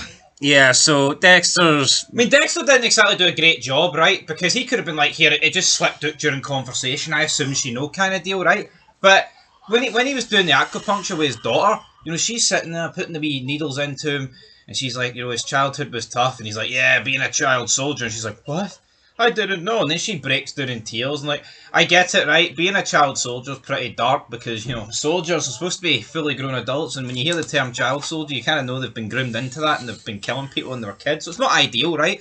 But she takes it extremely bad and then rings him, and then when Dexter's having a wee spot of lunch next to Blessing's wife, Dexter, then he sits to him in the basement. I genuinely thought, right, when Dexter said, I'm sorry about that, this guy was going to, like, let it slide to a degree. Imagine if Harrison, no, you killed one person. Only one? Just one? Yeah, listen, I don't really care for Blessing. The more we get of him, though, I'm beginning to think there is a deeper purpose for him being in this show, because I just don't think he's that likeable enough to just simply be the friendly neighbour who's a protagonist. Yeah. So these theories of him perhaps being a killer, I'm a bit more open to them now, because I just don't think he's a likeable character. He's not, and it's definitely going towards the route of people. He was lovable, I think, at first, but now the last couple of episodes, he's been an arsehole, and I get it. His mother died. Like, I mean, most people would be an arsehole if that happened for like a week or two, but I feel like this is unnecessary. And we're 8 episodes in. The guy's had a lot of development. We've been introduced to a lot of his family members. The Ripper's definitely going to be connected to him in some capacity. Although if arseholes were killers, then Detective Wallace would certainly be a killer, because she is the biggest arsehole of them all. Ruined that song, guys. Yeah. Staying alive. Is that the only song she's got on her playlist? Feels that way. Because every time we see her listening to music, which is a lot, by the way. You can be a brother and being a mother staying alive. Yeah, she's just always listening to that song, and I guess one of my critiques of this, like, seeing a lot of shows, do you know, think like they use music, but it's almost like in the background. You hear it just playing in the background. See with Dexter Resurrection, it's like, see whenever there's music playing, it takes the forefront, doesn't it? It's like it overshadows anything else. Do you not agree with that? Yeah, it's like played over the top of the actual audio as well. Yeah, whereas music in the past, it always felt like it was like distinct, and it was just something that was like happening in the background. But in Dexter Resurrection, it's like the music is the first and foremost, and everything else is like an afterthought. It just seems like you're listening to like a song and you hear nothing else. Like the music is drowning out every other sound, which is weird. I don't think that's the way it's supposed to be. No, it's not, but for some reason in Dexter Resurrection, the main focus is the music. They got a big TV deal with Paramount. I mean, obviously, I'm not saying they're forced to play this music, but whatever deal they've signed, it's obviously led to them having to play a certain amount of songs. Yeah, probably, right. We see Prater, he's setting up some, like, gala dining for injured officers. The woman setting it up has forgot to put in a ramp for the disabled wheelchair users. I mean, this is actually unacceptable. It's like, you're setting up a gala for the disabled/crippled community of the NYPD who have suffered in the line of action, and you forget a fucking ramp. Yeah, I don't think Prater took this well, but I think he tried to disguise it, but he didn't seem too happy, like. But no wonder, right? I know this can look, it's a very stuck-up buffoon. If Al was still in town, I think he'd have ordered him to take her ponytail. I think so, but I mean, I know because, this is, it's a gala, it's for, like, the rich folk, whatever, but anybody with half decent common sense would know that if you're doing an event for, like, the disabled, you're going to need a ramp. Like, honestly, like, even, like, a ramp instead of stairs, like, I think most people prefer walking up a ramp than the stairs. I know I do. Yeah, I mean, probably. It's accessible for all, and it's like your one job. It's like, is Prater supposed to care that you used, like, you used red flowers? That brilliant. That outweighs the fact you didn't use a ramp for the disabled veterans. Speaking of disabilities, we've got a Wallace and Oliver scene up next, and I just think she lacks the ability to be likeable in any way possible. Every time we see her on a scene, it's my least favourite scene of Dexter Resurrection. I just wish she would have died the first time we seen her. These two had nothing for me. We don't need them. We've got Batista. Now, you can argue, yeah, but we need detectives in New York. Well, give us better detectives. Give us more likeable detectives. Give us detectives that when they pop up on screen, they don't ruin the entire fucking scene or episode. Or season, for that matter. Yeah, what kind of fucking name's Oliver? Or Oliver, Olivia, Olive. Right, see if this guy's name warrants Dexter's fucking kill table, man. It really does. I mean, see what grown man wants to be called that? No, nobody. Right? And see her. I actually cannot stand. One of your shirt sleeves is smaller than the other one, right? And see the way she spoke to Quinn later in the episode, that fucking rubbed me the wrong way. Like, he's saying what? Because you've just spoke about a case that ended 20 years ago. And is the line bad? Is the connection bad? Or do you have a problem in Miami? Fuck it! I hope Batista drops the fucking leg on the next episode. There's a problem. You're on the phone to me. Should have hung up on the bitch. But I just don't like these two. There's no redeeming qualities. What do they add? this Oliver guy seems to have fucking no sort of like detective skills at all, and she is just the most unlikable person I think we've ever seen. Yeah, I mean, I think we're talking up there with Fogel and Lumen. Lumen. I think if he had a good partner, his character would be alright. He's just weighed down by like every scene he's in. Yeah, it's like every time you see him, you know you're getting her, so it's just like it has that bad effect kind of deal on him or on them. But yeah, the less we see of them, for me, would be the better. Dexter then gets ready to go to the Hamilton show with Al, but Al phones him and is like, nah, screw that shit, it was a rap show instead. I'm heading back to Wisconsin. Dexter's devastated. He's like, you can't go. We need to meet up one last time. I'll meet you halfway there. I'll meet you on your journey out to Wisconsin. And I was like, nah, too late. I gotta go home and make some babies. So Dexter at this point has to concede that Al's gone. He ain't gonna get Al. He's deleted the rest of the names from Pratter's little dining killer party, but he has to delete Al's name. But unfortunately, he's not deleting Al's name after a kill. He's deleting Al's name because Al just got away. So, is it the last we see Al? Will Al reappear maybe in a season 2? Or, I mean, could we see Al come back? If Prater finds out the truth about Red, could Prater call Al back into New York to tie up some loose ends? Something like that, maybe. Could see that. But for now, Al managed to get away. And I like this though, because I think it makes sense that Dexter can't get everyone. So I think Al going back to Wisconsin, it gives you another door to open. Well, it didn't make sense for Dexter because he was not happy about this and decided he was going to turn his attention to Finney. We see him going to Finney's office. Finney's like, "What the fuck am I paying you for? Who is this loser? Are you with the cops? Are you a lawyer? How about that? Then fuck off." Then we see Dexter capture Finney up an alleyway, just wearing like some sort of tights over his head, like an absolute weirdo.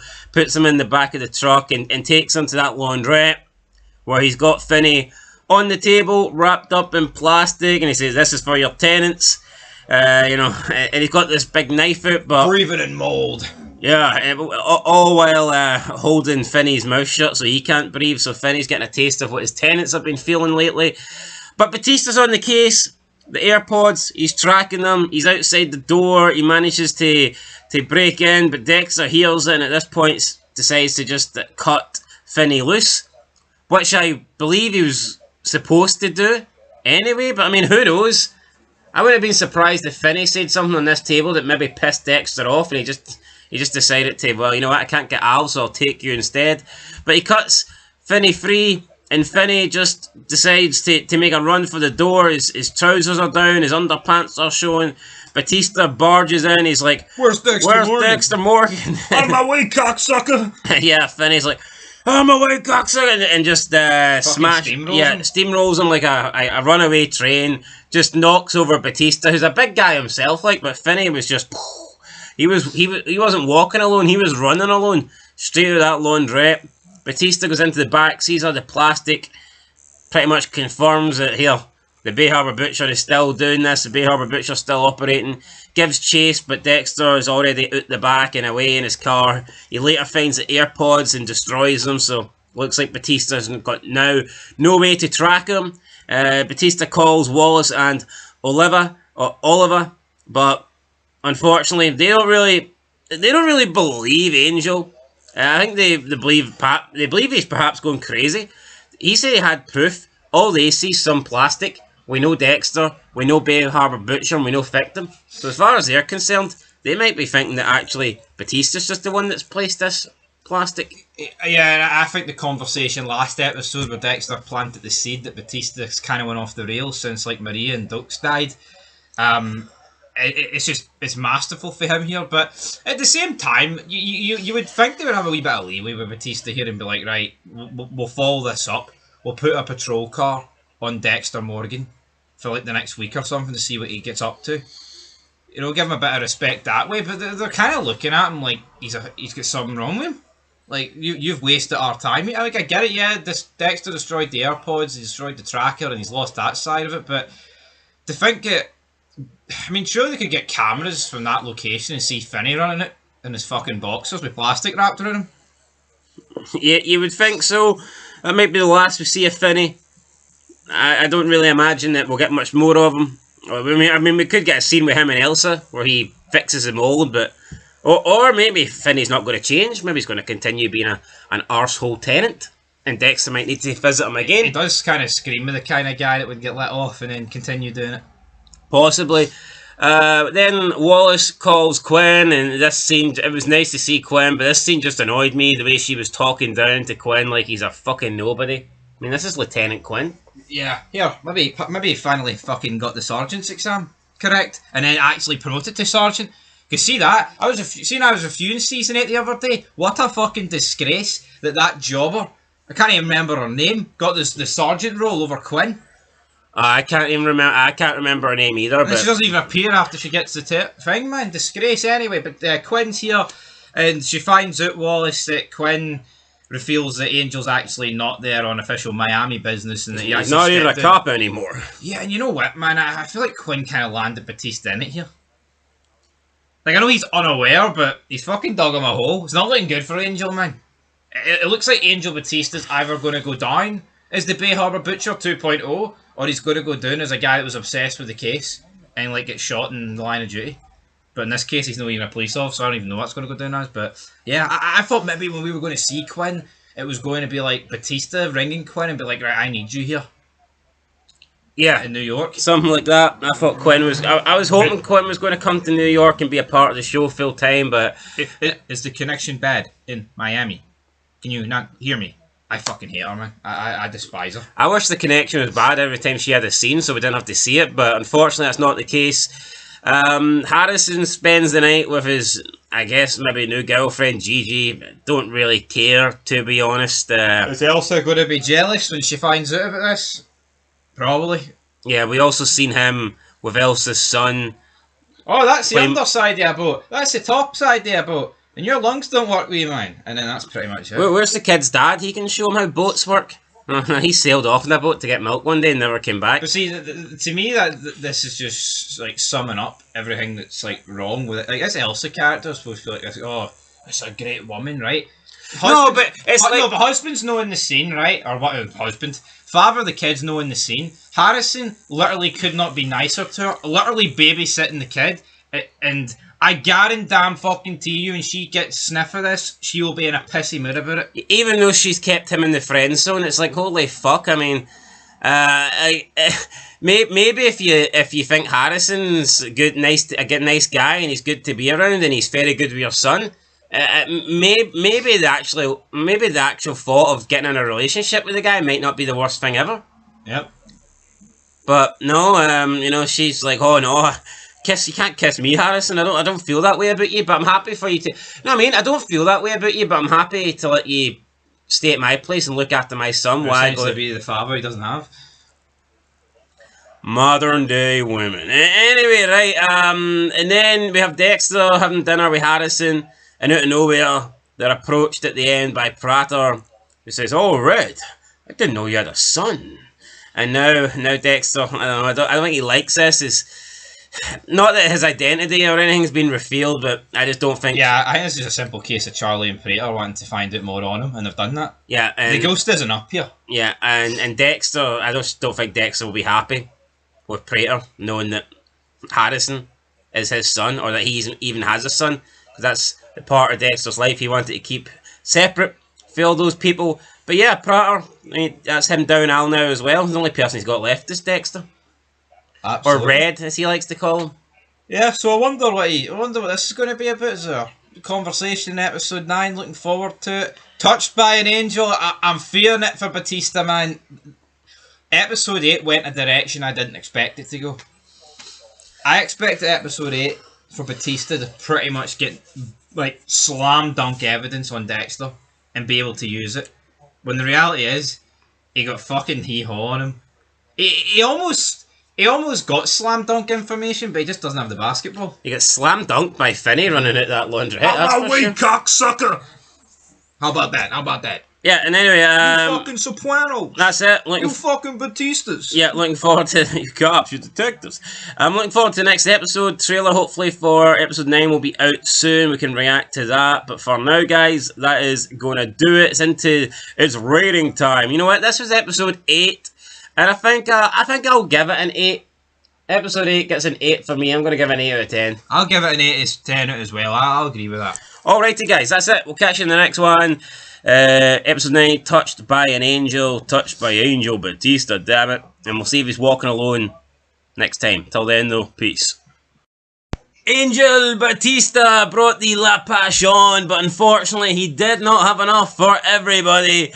And he ends up dying, thanks to the many hands, should I say, of Leon Prater. Welcome back, guys, to Fog Entertainment, here to review Dexter, the penultimate episode of Season 1. You know what? I said it was the many hands of Prater, but to be fair, he's actually got pretty big hands for a small guy. And those hands wrapped around a gun and decided to take the life of one of the most iconic characters from the Dexter franchise. So, I'm not happy with Leon Prater, or as some people like to call him, Tyrion Lannister.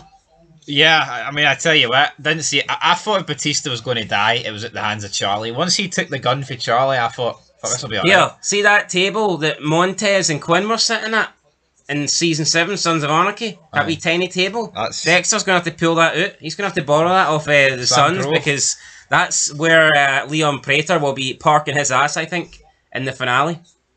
You know, he had a little bit of protection because he claimed not to be a killer, and he was just fascinated with killers, but there's no doubt about it now. Prater has stepped into Dexter Morgan territory. He's not dealing with Red, he's not dealing with Ronald Smits, he's dealing with the Bay Harbor Butcher. Well, I think even if he didn't kill Batista, he still would have killed him, to be honest.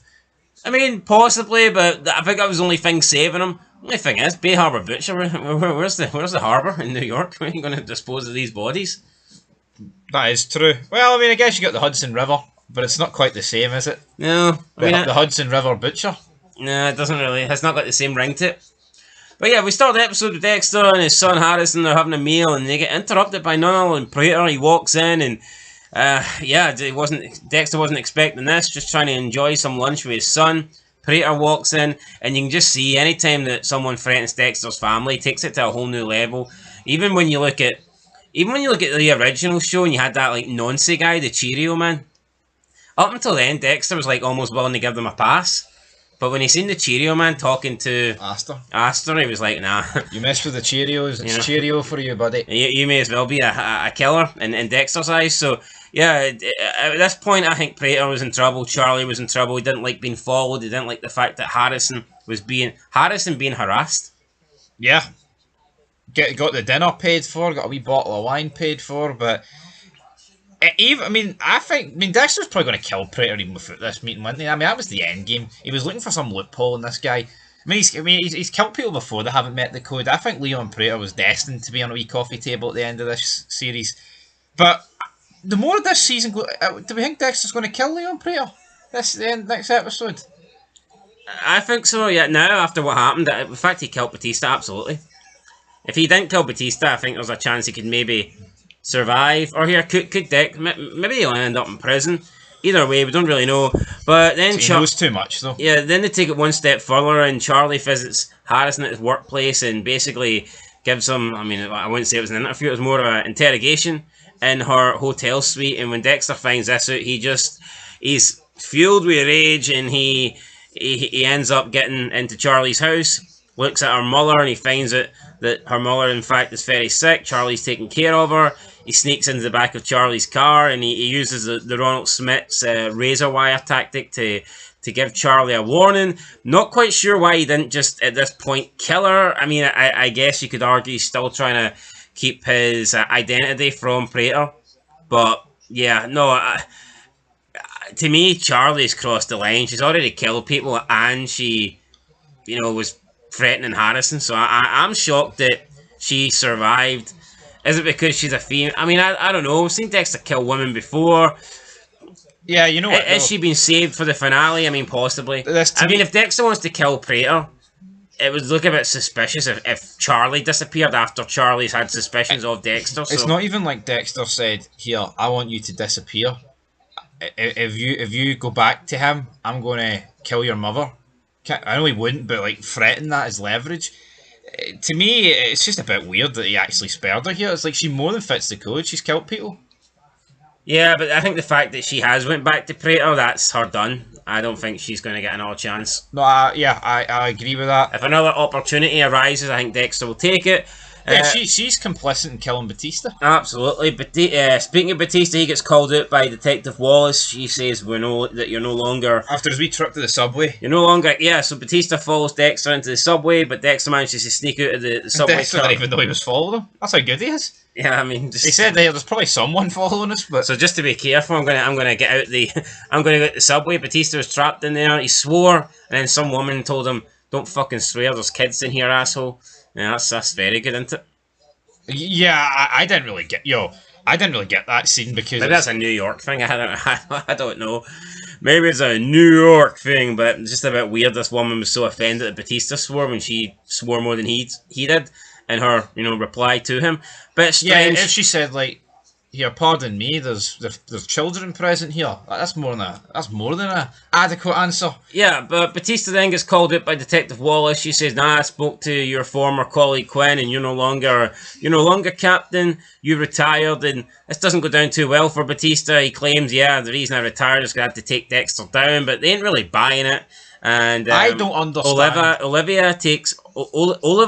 Oliver takes his badge, which now means Batista. I walk alone. He is kind of walking alone right now. Yeah, it's not now. Obviously, we know what happens at the end. It's not like his badge is going to get found anywhere, and it's going to like trace evidence back to Praetor or whatever. I mean, it kind of just feels like Batista's been wiped off the face of this earth. The NYPD will just assume that Batista has disappeared. Now, maybe in episode 10, but Dexter's going to get out of the kill room, and maybe I don't know, just fired the Batista's dead body down the flight of stairs or something. He's just going to rock up. Or the police standing there, I don't know. But yeah, I mean, listen, is it possible that Dexter could get Charlie or Praetor done for Batista's death? I mean, possibly, but it too much ties back to him. I just think Dexter would... I mean, when has he ever really preferred getting someone arrested over killing them? He only really did that with Maya because... I think it was half plot purposes, but half, I mean, legit, because he'd already killed a couple of guys. And it was to get Harrison off. Yeah, so there was a multitude of reasons. Like, yeah, he did it with Oliver Saxon to a degree, but here, less about that the better. Yeah, no, I think that, I mean, there is a chance that maybe Praetor just goes to jail, but I think Dexter wants both Praetor and Charlie on his table. Batista then visits Praetor's mansion, I guess, after seeing Praetor's picture in the police department, but he hasn't got any ID and ends up getting into a fight, and before he knows it, he's been captured by Charlie. You know what, he fucking battered them. He battered the rent-a-cops, and Charlie stepped in, his arse folded, but... Yeah, I mean, they've overbooked this, Charlie, but when Dexter appears, I mean, he's got the upper hand, so he just...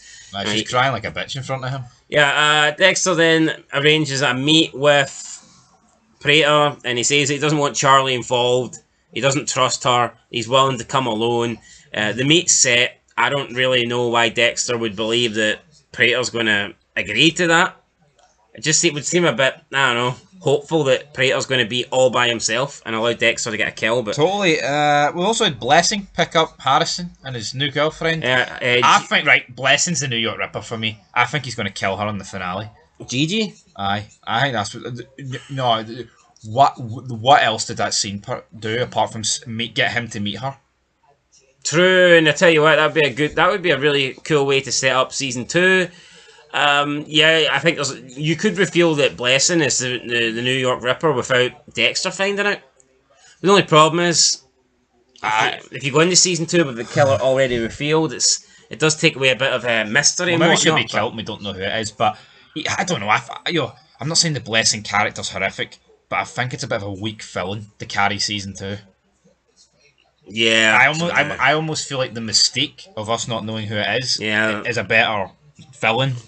Yeah, even if it turns out to be Blessing, I think it'd be better if we don't know going into season 2. There's rumours it's Jonah Mitchell. There's rumours it's Tom Hardy playing a new character. I feel like there's just potential in that compared to Blessing, but either or. Well, anyway, Dexter then gives his son some condoms, and just it's Dexter's mentality, doesn't really understand the awkwardness that he's putting people in, but he has a little conversation with Gina about the fact he used to be a blood splatter analyst, and Harrison puts over his Fowler saying that he did it in the 1900s. Yeah, my Fowler put a lot of people away. In reality, Dexter actually got a lot of people off, so he could put them away in the dirt. Yeah, but a lot of his evidence, a lot of his medical work was tampered with by himself. Yeah, we're actually looking at the amount of people that got jail time in Dexter. Who? I remember Maria once was complaining about the lack of their percentage rate for like solving crimes, and it's like, how many more crimes would they have solved if Dexter wasn't there, purposely getting things wrong, and just so he could keep people on the street, so he could kill them for himself? Exactly. So how many people did he catch, but they didn't catch? So many. I mean, look at Trinity. Like, they didn't even get close to catching Trinity. Well, that's the point, because he was manipulating all the work. Yeah, I know, but there's... Well, yeah, no, you're right. So, the percentages would have been much more, but the reality is, if Gigi looked into Miami Metro history, I mean, what would it be sitting at? I'm pretty sure was Matthews not having a go? I think he said it's like 25% or something. Yeah, Matthews was having a go about 25%. It's pretty low.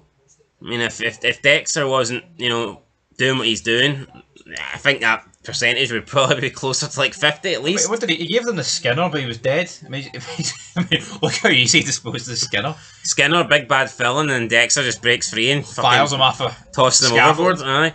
Anyway, Dexter then goes to Prater's and he uses the thumb, the Ronald Smith's thumb.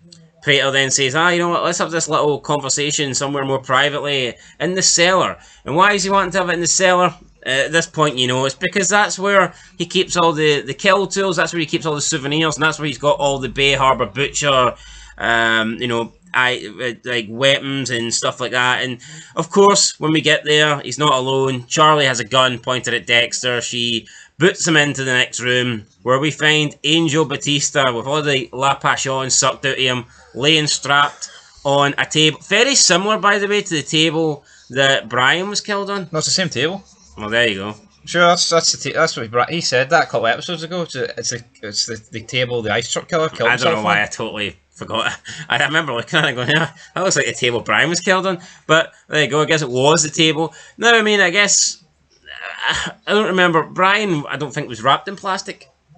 No, he wasn't. Because he was just set out to be suicide. So yeah, and Batista here is not wrapped up in plastic, but this table doesn't do plastic. Basically, Prater is delighted that he has found the Bay Harbor Butcher, and he certainly likes the Bay Harbor Butcher more than he likes Ronald Smith. So this whole this little persona of Dexter being Ronald Smith's the dark passenger, the car rider guy, the car rider killer, that just pales in comparison. I mean, Prater's hit the jackpot here. He's went from like a D-list killer to the fucking ultimate A-lister.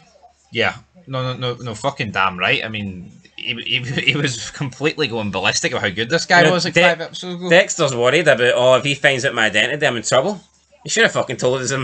Dexter should have just walked straight in there. Here, I'm the Bay Harbor Butcher. He would have got the VIP treatment. Half all these guys. The Gemini killer thought he was the shit. He thought he was number one. See if Dexter just walked in and said to Prater, I'm the Bay Harbor Butcher.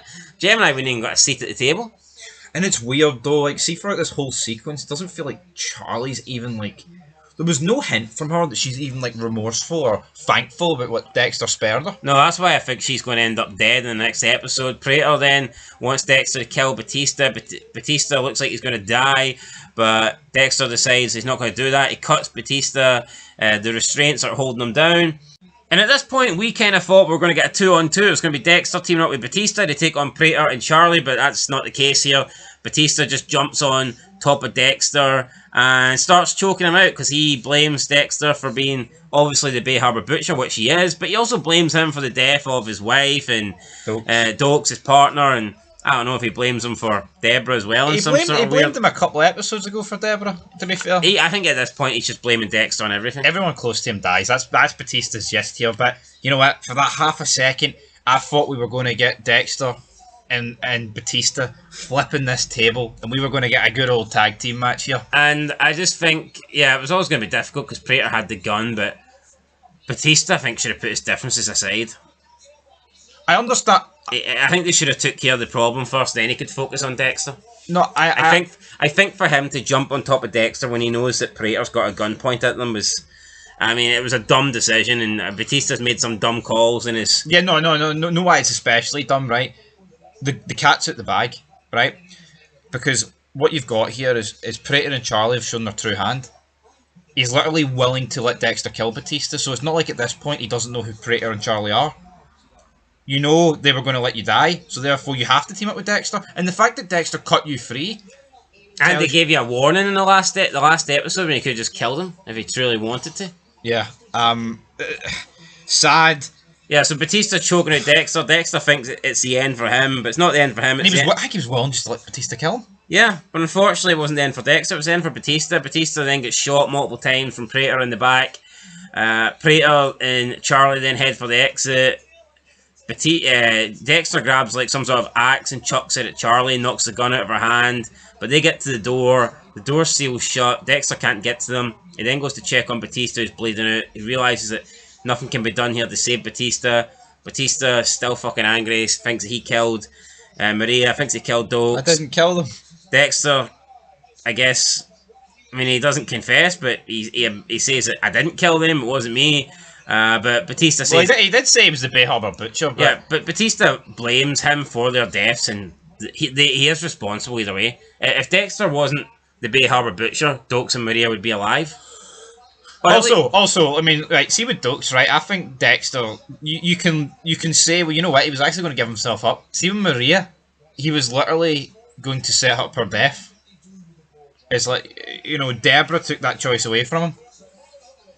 Yeah, but you got to think, I mean, I guess that's Season 7 Dexter. He's been through a lot more shit than Season 2, hasn't he? Yeah. No, but either or. I doubt Season 2 Dexter would have killed Maria. No, I totally agree, but I do think there's a bit more innocence whereas in the Dokes death than the Maria Whereas death. I do think that Season 7 Dexter may have just killed Dokes. No, he may have, but like just to wrap that up, I feel like there's more innocence in the Dokes death for Dexter than there is in the Maria one. Well, I'll tell you who's innocent, Batista, but he's bleeding out.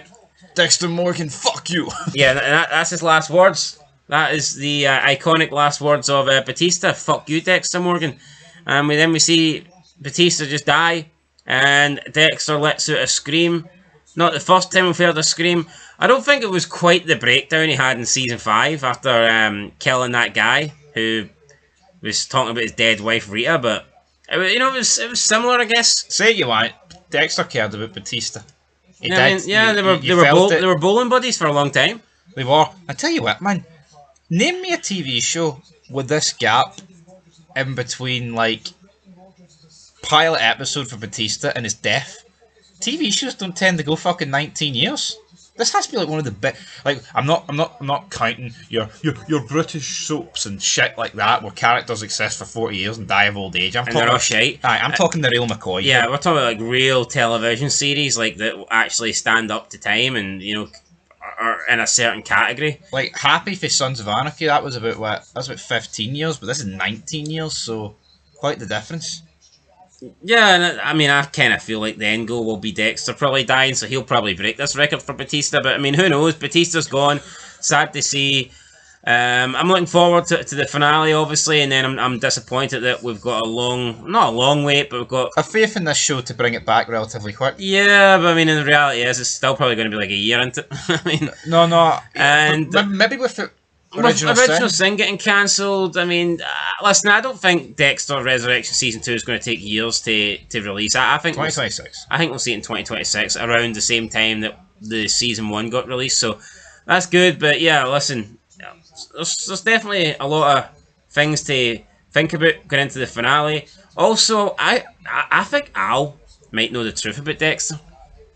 Or maybe not. The way he fired that phone at the window. No, maybe not necessarily know the truth, but I think he maybe he knew there was something about Red. Aye. And he was suspicious because it just seemed like he was not giving Red a chance. I mean, I don't know. I think Al's looking at the deaths around him and thinking. I think he could be thinking what maybe Charlie was thinking. As soon as this guy turns up, everyone else starts dying. And Dexter lays it on thick. He's like, "Oh, we could meet halfway and have a coffee." And Al wasn't even. Al wasn't even like, nah, the wife. We need to get her pregnant. And Al wasn't even contemplating it. So I don't know. I just think Al wasn't really convinced by Dexter's bullshit or Red's bullshit. But anyway, Batista's dead. I mean, a massive death, man. Probably, it will be the biggest death of Resurrection unless they kill Dexter for me. Well, that ain't happening, is it? No, they're not going to kill him. I tell you what, though, they could, but I would just lose all interest in the show if they went down some sort of route. Well, I mean, like at the end, like not here. We'll kill him next episode, and then we'll get 2 seasons of Harrison. Yeah, no, that's not going to work for me. No, Michael C. Hall, baby. I mean, I think maybe in the distant future, if you want Harrison, you could get Dexter being Harry.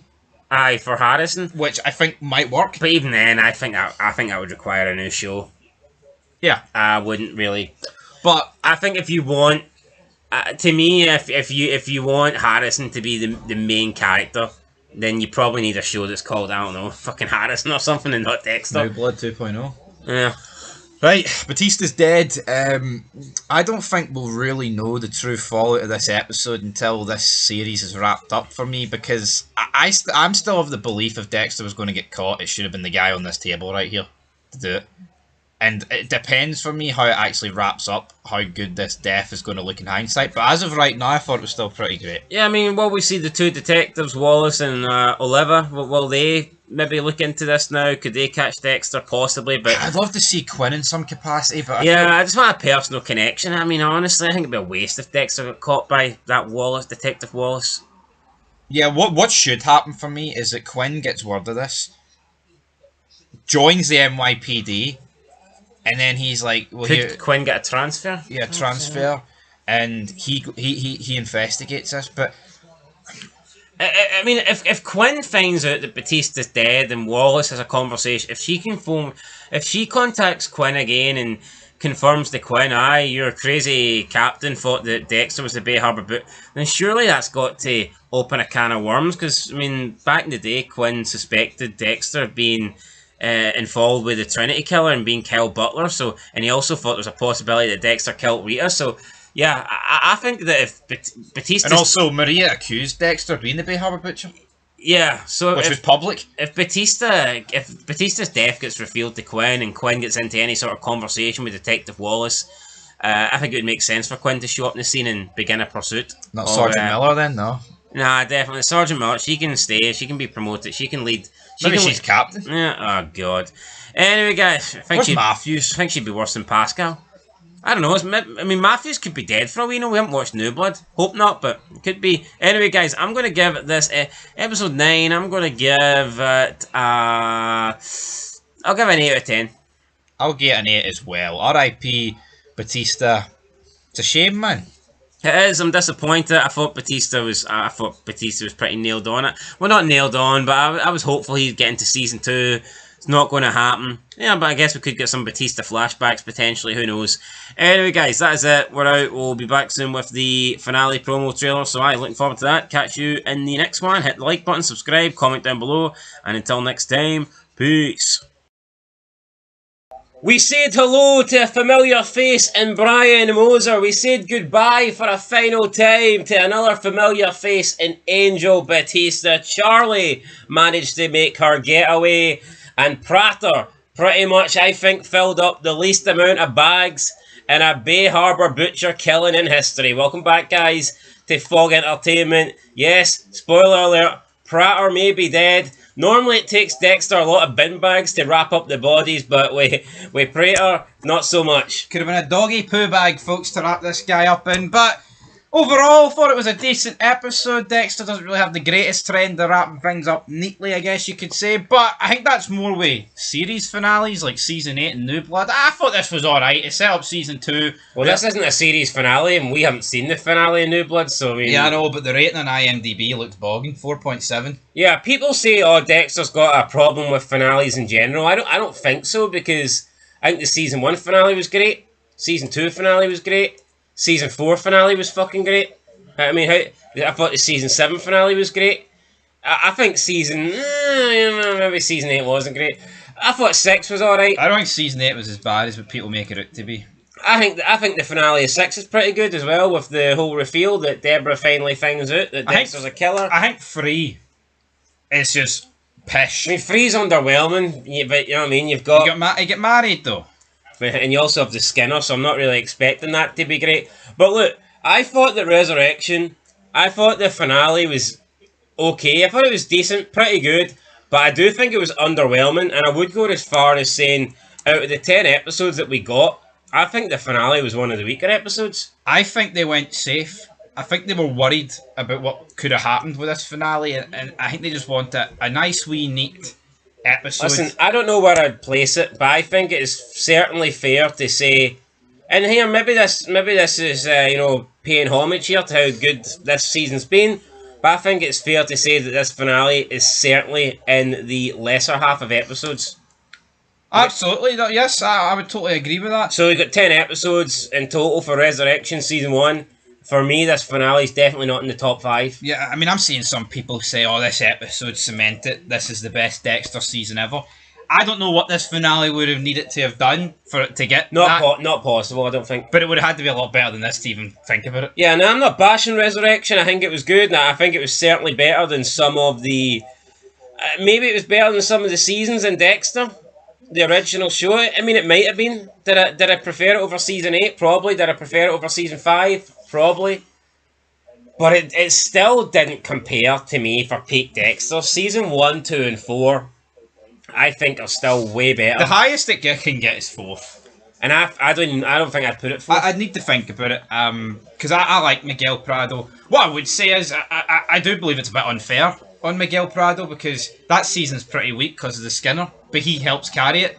But in this and also missing Dokes that's a notable. It takes you a while to get used to Dokes. I mean, also in this, I mean, I think what helps with this is it's like fresh. It's just came out. It's recency bias. I mean, Batista, the death of him. You've got a load of good actors. The Serial Killers Club. They went all out. Cinematography's up. Can't fault that, but I think it's time to get into the episode. Yeah, so right, we have the aftermath. Batista's laying there dead. Dexter's trapped inside the kill room, or as Prater would call it, his little room of the vault room. Yeah, the vault room. The vault room with all his little murder toys, all his little collectibles. So yeah, Dexter's stuck in there. Prater and Charlie get out. Charlie scolds Prater, saying that was dumb. You've just killed a cop, and we've got a shitload of cops downstairs. What did you do that for? We've got the gala downstairs, so we see Prater pretty much go on his way. He's like, screw it, just you guard this door. Make sure Dexter doesn't get out. The 3 rules: you can't go 3 minutes without oxygen, 3 days without water, and 3 weeks without food. So according to Prater, all they need to do is keep Dexter trapped in this room for 3 days, and they'll be alright. He'll just die. That would have been a pretty bitch ending if Dexter just got trapped in this room. And so, imagine you had to chop up Batista and a burrito. Had to munch on him, but I mean, Charlie. But see, I think here, right, in this episode, it makes you kind of sympathetic with Charlie, but at the same time, as we see later on, like she's like talking about, I'll torture your son. I don't think Charlie should have made it out this episode. No, I don't. Maybe Dexter will kill her, but I don't think he's got any intentions of killing her, to be honest. And it seems like she's gone. Yeah, it seems like Uma Thurman she's drove off in a Mercedes with the coffin dodger next to her. Yeah, she did pick up her mother and she left, and it looks like they're leaving New York, not coming back. So it looks like she's going to escape, but. Yeah, so we've got Dexter in the room looking for a way out, and we get to see another appearance by Brian Moser, who was looking considerably older than the last time we seen him. Absolutely, but season 6 is the last appearance of that guy. I mean, that is a while ago. I mean, that is what? That guy as if he's a nobody. 14 years. Who's it? No, I think this guy's no aged that bad. I think he looked alright. I just think it's because you haven't seen him in a while, whereas maybe some of the other characters, you've seen them gradually, I think. Yeah, no, that is also, I mean, his big season was season 1, the earliest of the early seasons, so I mean... Yeah, so I mean... 19 years ago, We're used to babyface Brian Moser.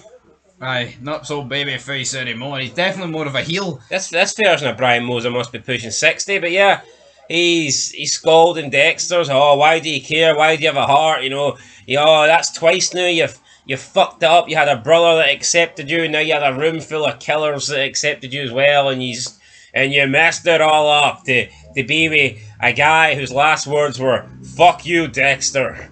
I mean, you can kind of see Brian Moser's point here. That's twice now where Dexter's been given an opportunity. First, a life with his brother, and then second, a life that Prater has pretty much, handed to him, where he could be surrounded by fellow killers and be accepted. And Dexter single-handedly pretty much, wiped all that away. Brian seems to. I mean, he acts like butter wouldn't melt. See by the time, right, he gives Dexter the knife to kill Deb. He's out there. The police are on to him. It's not like him and Dexter could have killed in secret for years. If Dexter joined Team Brian, he would have had to go on the run. In some capacity, it just wouldn't really have worked. I don't think that's why he didn't do it, though. I don't think he thought, No, absolutely not. But, I mean, Brian makes it as if it was like a lot easier choice than what Dexter did. But like it was like a slam dunk and he missed it or something? Aye, yeah. 3 points, Dex. Yeah, Dexter manages to call Harrison, and he brings Harrison over to the gala. Harrison makes his way up to the room. And his wee buddy's just sitting there, puffing away in the Stoner buddy. Harrison throws him under the bus to try and get rid of security. And he's trying to get Dexter out of there. But Charlie stops him. So Charlie has him at gunpoint. Charlie looks on the phone. Pretty much talks to Dexter, saying, here, what you doing? Dexter's then got files on Charlie, and he is trying to make a deal, saying to Charlie, look, I'll destroy all these files if you let me out this room. Charlie says that's not going to happen. What I will do is I will walk away. I'll let your son live. You can die in there. And if you do anything, if you share these files to anybody, I'll track your son down and I'll torture him before I kill him. And you can see by my files that I know what I'm doing kind of speech. And I mean, at this point, that's a threat, no doubt. I'm just surprised that Dexter's. I mean, who's to say that he's letting Charlie away with it? I guess he's just not seen her since he escapes. But yeah, I think that was just her. That was a death sentence I think she was committing herself to. And then we see Charlie basically just handing in her notice with Prater, going our separate ways, not happy that he's been keeping files on her also, for leverage pretty much. Dexter, he warned her a couple of episodes ago. He had the thing around her neck in the U-car. He basically said, you stay away and nothing happens. Spared her, and here she is with more threats. For me, she's got to go. Absolutely got to go. I mean, I can't help but feel if she was a man, she'd already be dead. Yeah, I feel that as well. Anyway, she leaves, she walks out, leaves Prater behind. Then Harrison manages, with the help of Dexter, he finds the code, he unlocks the room. Dexter gets out of there, picks up his belongings, but unfortunately, Prater, he manages to stop Harrison before he can get out the building, holds him at gunpoint, phones up Dexter, and tells him, here, Mr. Morgan, Bay Harbour Butcher, you need to get your ass back up here, because I've got your son. And then Prater's got Harrison at gunpoint. Looks like he's going to kill them both. Dexter then says to Harrison, I'm sorry I couldn't give you the protection you needed. And the M99. Yeah, and then Harrison stabs Prater with the M99, and Prater literally hits the deck almost straight away. You know the way Big Chino needed like a double barrel? What this guy needs? And it took Big Chino like 10 seconds or 15 seconds. This guy, I mean... This guy... Before he even got injected, this guy passed out before he had the needle even pricked his skin, so... Brilliant, but we also... I mean, Batista's ringtone, what was it? Smash Mouth? The Shrek theme? I'm not the sharpest tool in the shed. That was great. We got Quinn on the phone, and Quinn basically said, here, I need you back here. Get your ass back to I can't deal with Masuka. Now here, will we see Quinn turn up in season 2? I think we've got to, man. Surely Quinn's going to come and investigate the death of his comrade, his partner. And a nice wee scene, because Dexter was like, I missed him.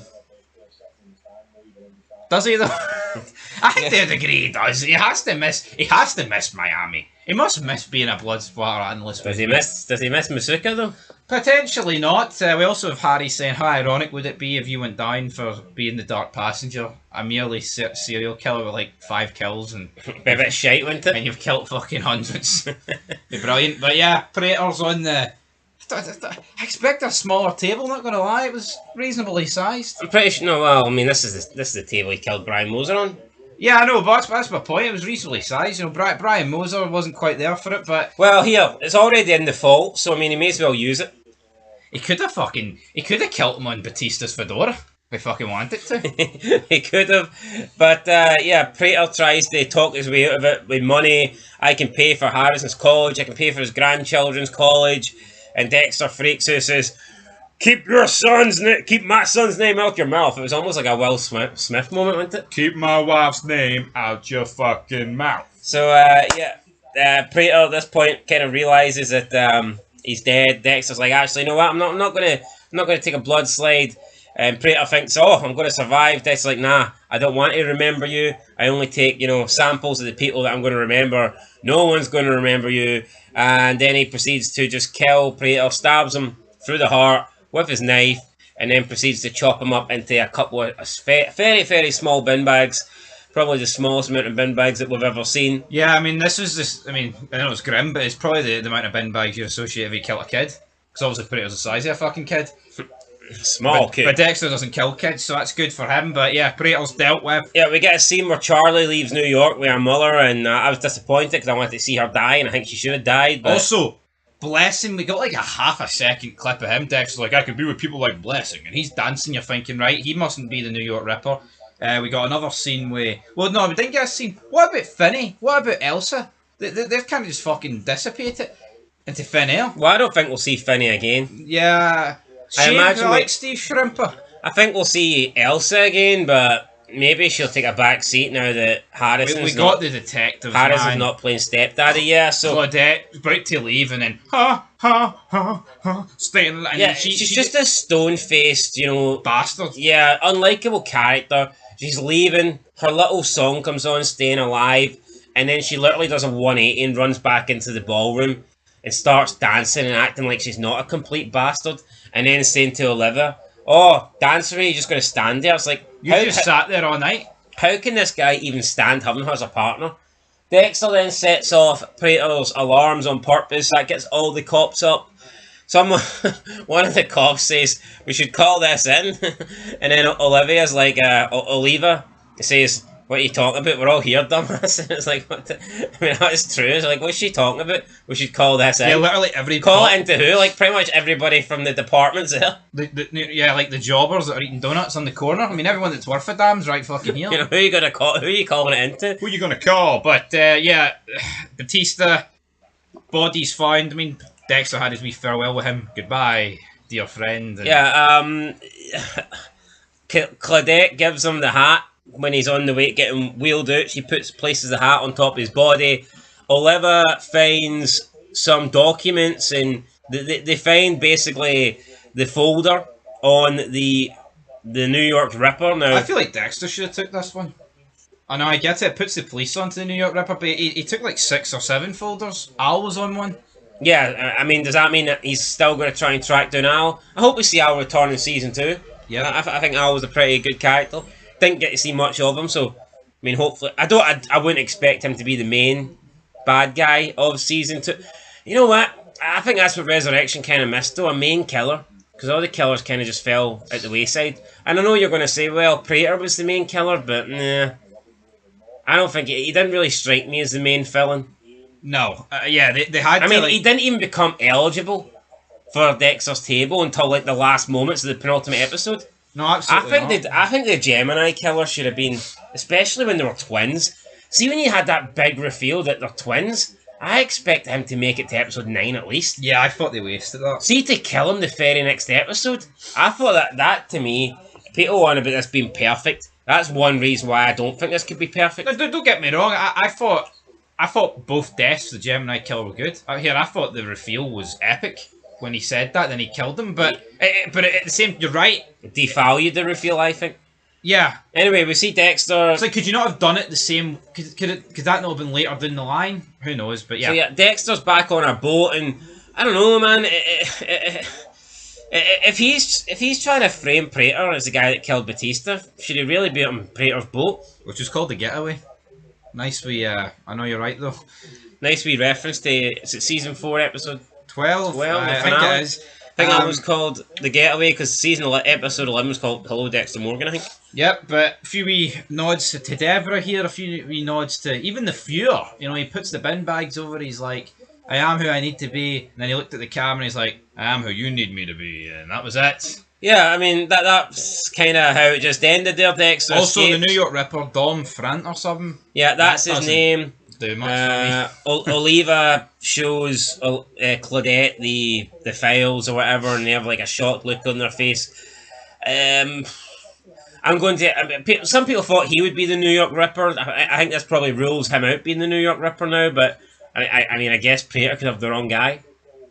But we didn't get to see the files, so we've no idea who the New York Ripper is.